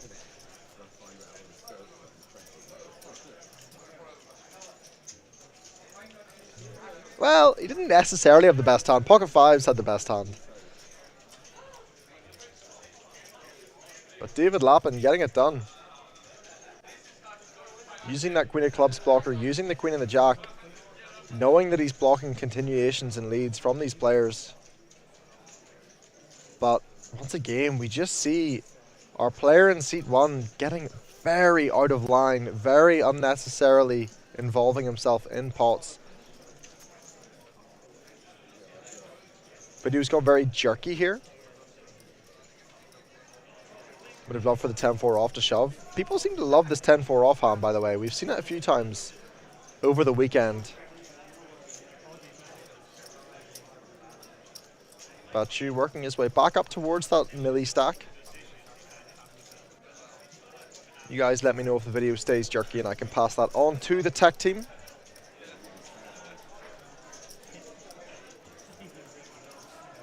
Yeah, it drops a lot of frames. We have like 5 FPS. Thank you for letting me know. What is the encoding preset that's being used? Not just me, says Piano Cat.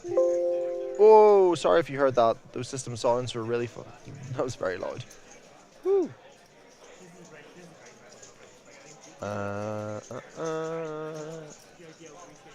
Tomorrow. Yeah, it's not using the right encoder. It's using the CPU and not the graphics card.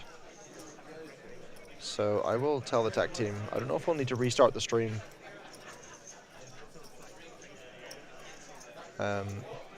Stream is getting low FPS on Twitch. I think it's because it's using the... Look at me and my tech know-how. Wow, not just a commentator. I am your commentator. I am the commentator.